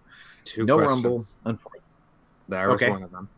With rumble. Yeah, no rumble whatsoever, which is disappointing. Okay, what about motion? Yes. Yes, it does have motion. I have played Breath of the Wild with it briefly. I don't recommend it. I don't recommend it because, jump is B and like weapons are, or to whatever else is like the button layout is completely unintuitive for most Switch games because of course the Switch uses the Super NES layout as opposed to whatever you call this. That would be awful for Minecraft now that I think about it. Yeah, but it will work if you want to, remap your buttons and or get used to it. Okay. So I mean, as simply a Smash controller, I highly recommend this. It was $50. This is the GameStop exclusive Gold Edition, but it is also sold on Amazon and at GameStop and Best Buy and all your other places in purple, silver. There's a gray color that matches. They say it matches the Wavebird color. I think it actually looks more like the Panasonic Q controller, but was that a hand raise? No, I was scratching my neck. Was okay. I grabbed my phone. But so of the 3 products I have to review, I like them all. I have the most experience with the PowerA controller, and I definitely recommend either the 8BitDo adapter or the PowerA controller if you want a GameCube controller for Smash that is also wireless. So, and nice. Again, I'll put some more time into the 8BitDo this week and have a few more answers for you on next week's show. But awesome. Besides that, I've been playing Smash. So let's talk about Smash. Let's talk about Smash, baby. Let's talk about you and me. So how many has everybody unlocked all the characters already? Well, I guess besides Lucas, of course, because it's not out yet in Lucas World. Yeah, I had that done on Saturday early afternoon. I finally use the classic mode edition, classic mode method. No, I used the exploit because me too. I ain't going. Oh yeah, you can. Yeah. Oh, you haven't heard this. Okay, so public service announcement: if you're having trouble unlocking Smash characters, apparently the timer for character unlocks resets every 10 minutes, but you can goose that by you get your character, you unlock them, then you exit out to the menu. Match. It works. Right. Right, yeah. So you exit out to the menu after you've gotten your character, and then you restart it back up, and then just start up a normal Smash mode. I have one that's called a mode that's called Goose because it's one stock. It's like 1 minute. Yeah. I just go self-destruct myself. After I self-destruct myself, another character appears, and then you start that process again. Yep. Turn your system off, and so it doesn't work forever because after a certain amount of time, it stops working, and then the way you finish it is you do classic mode because that's guaranteed to unlock the rest. Mm-hmm. Exactly. So I've been doing classic mode on like super easy and do most of my unlocks. So, and that moves along relatively quickly, and you get to experience, the single player, some of the single player. I haven't touched World of Light yet, but you get to experience some of that. I'm gonna have to. But yeah, I'll have to look into that. I know Austin John Plays did a video on how to unlock everybody quickly, and maybe that's the method he used. It is. That's the method everybody's using that's doing it quickly. So let's talk about some of these. Like everybody last night. Yeah, right. So let's talk about some of these modes then. Like I don't want to get spoiler heavy because Lucas hasn't finished it. I haven't finished all the things, so like maybe we don't want to talk about like bosses and everything like that, right? No. But I will say that I thought I was gonna hate a lot of the things in this game, and I'm finding that I'm loving them. So for example, like the spirit board, like I am addicted to just unlocking spirits just in that one little spirit board mode or whatever it's called. Spirit board is my pooping game. Right? No joke. It's amazing. It's so good. And then classic mode, I thought because there is a classic mode, you can go in and do that. I thought that I was going to like kind of poo-poo on that one, but that's turned into like my kind of subspace mission. on that one. Exactly. That's kind of turned into my subspace substitute, because that's where you kind of get a lot of your story. Shut up, Luigi. That's kind of where you get a lot of your story stuff, right? So like I played Zelda. That was the very first classic mode that I did. And then, you fight Zelda people from that franchise. And then at the end you fight Ganondorf, the Ganondorf person. But then there's a boss battle, and I was like, oh, this is so cool! And we're not going to spoil that, but that boss battle is amazing. Yeah, it is amazing. It is so good. It is so good. Not all right. Well, don't we'll talk don't say offline. who. Well, no, like the description of what this boss battle was from, because I missed that part. It was Zelda. Mm-hmm. Okay. So then there's a lot of like cool things like that, right? Because they not everything is going to be in there, but like in the World of Light mode, I found that that's kind of the substitute for like the characters that are like more obscure, right? Because then you might have like there was this, I think it was like for Elite Beat Agents or Rhythm Heaven or something like that, and then all of them were Kirby's, or not Kirby's, all of them were Jigglypuffs, and the only move that they were using was Sing, and I thought, okay, that's kind of cool. Like just little touches like that are amazing, I think. Yeah, the K. Rool Classic mode is really cool. It's basically him versus all the heavyweights, and then whatever boss is at the end of that, I have no idea what it's from, but it's actually pretty cool. So yeah, really enjoyed that one.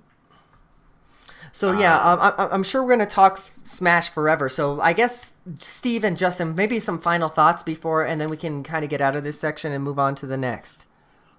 It feels like Smash 4, but like more polished. Like I like a lot of the options. I like the Smash, or the Final Smash meter. I think that was a great touch I'm not a big fan of some of the changes they made to the Final Smashes, but I do like the fact that you can choose to either have the Smash Ball or have the meter that fills up, because then everybody gets a chance to use a Final Smash.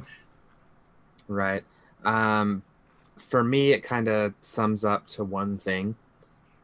Smash is not like my all-time favorite game. It's not the be-all, end-all for me. I saw a tweet that really summed up my feelings for Smash. It's a person holding a copy of the game in their hand, and it says, I bought this amazing collection of video game music, and it came with a free fighting game. That really is my thoughts on Smash. Yeah, I retweeted that. That was brilliant. Yeah, I was more excited for the 800 plus songs to get those on my phone than I was actually for the game. However, that's not to say I'm not enjoying the game. I love the Spirit Board. I can just sit there for hours and do those. And some of those battles are awesome. There was one. You can get hemorrhoids doing that. Oh, yeah. My legs go numb after like 10 minutes. It's awful. There's one for Dr. Wily where you're fighting Dr. Mario, but you've got 4 Metal Mega Mans that you have to do at the same time. And it's a stamina battle, so you're limited on HP. Right. That's awesome. I was listening to EP Knothead struggle with that and laughing so hard. It wasn't yet. But I don't like the story mode overall. Oh. Yeah, World of Light is a little stamina mode. I do love that stamina mode is available online now, because that's always been one of my favorite modes ever since. I think Melee was the first one to have that. Actually, it might have even been in the N64 one. But yeah, I'm really glad that that's an option online now, because for sure it's cool. Online isn't great. They've got a lot of work to do to make it work. It's very laggy. There's some interface problems. You can't find friends rooms all the time. Yeah, it's got serious work that needs to be done to it. It's very broken right now. It's not I wouldn't go as far as to say that it's broken, but there are some usability issues for sure. Seriously flawed, maybe. Yeah, I actually the first night that we played there, it was super not laggy actually, and then awesome. Like the very next day, like we tried to play again, and it was laggy. So yeah, it's kind of hit or miss in that respect. I do like the room, like you can go into the room and it's like the little wrestling ring and everything like that. You can be like a spectator. I think that's a kind of nice touch. It's like a very Nintendo touch, but like, yeah, you're not wrong. Like there are some usability aspects for sure, Justin. here's my biggest issue with online. I hate that once you start a room, you cannot change the rules of the game. You can. You can. The host can. Only the host can.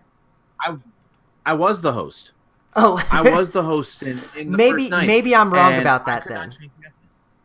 Because I remember, like in Smash for Wii U or even 3DS, like you could set it so that they take turns, changing the rules. So like I could do my rules, and then the next time it would be Steve's turn. Oh, and he could yeah, like the bottom person gets yeah, and I mean, I think that's been in there since Brawl even, and like I started a room in Ultimate, and first of all, I wasn't even able to set up one of my pre-made games, and then after that, I couldn't change the rules. Like it was stuck in what it was set at, and I couldn't change it. Now maybe there's a way to do it, and I don't know how.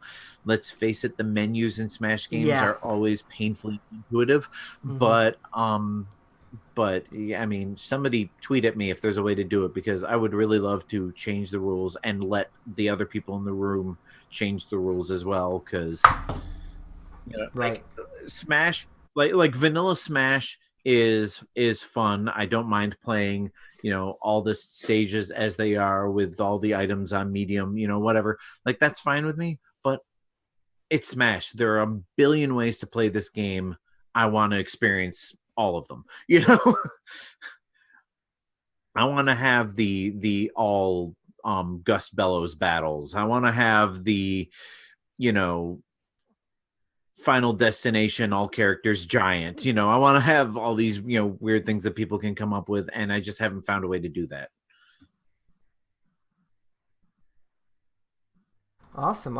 All right, well, again, Smash is still going to be here in another year, probably. We might be playing this game. Who knows? But yeah, so we're going to pause here. We're going to be getting DLC for the next year anyway, so. Yeah. For sure. So, we're going to pause the change the system. We're actually going to pause the show until next week because we're done, folks. This is it. We made it to the end. If you made it this long and you're watching us live, we love you so much. Thank you so much. If you haven't already, hit that heart button on Twitch. That's going to get us to our follower goal. Thank you so much if you already have been a follower in the past. All right, so let's get out of here, kids. Let's tell the people where they can find us online. Me, if you're interested, you can find me at Infendo Eugene. Be sure to also follow at Infendo on Twitter, and then go to infendo.com and read some reviews like that. That'd be cool too. We'd love that. Where can the people find you, Lucas?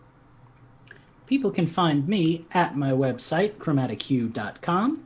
I have been posting relatively like a madman there lately, but I haven't done as much this week because life has been busy. Alternatively, if you're not into websites and you're one of those hip millennials I've been hearing so much about, you can follow me on Twitter at chromatichue. Although I'm pretty sure everybody on Twitter is like 35 except for me. So those are the places you can go to experience my life, should you want to.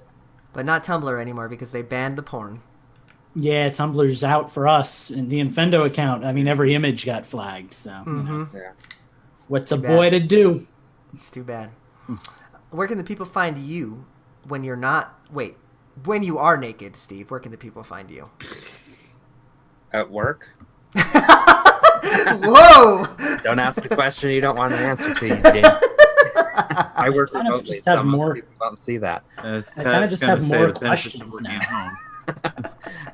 You can find me at Gentis1 on Twitter and returning to the wonderful world of Bamflestamp. If you're interested in joining that realm. Oh, Lord. Haven't heard that name in a while.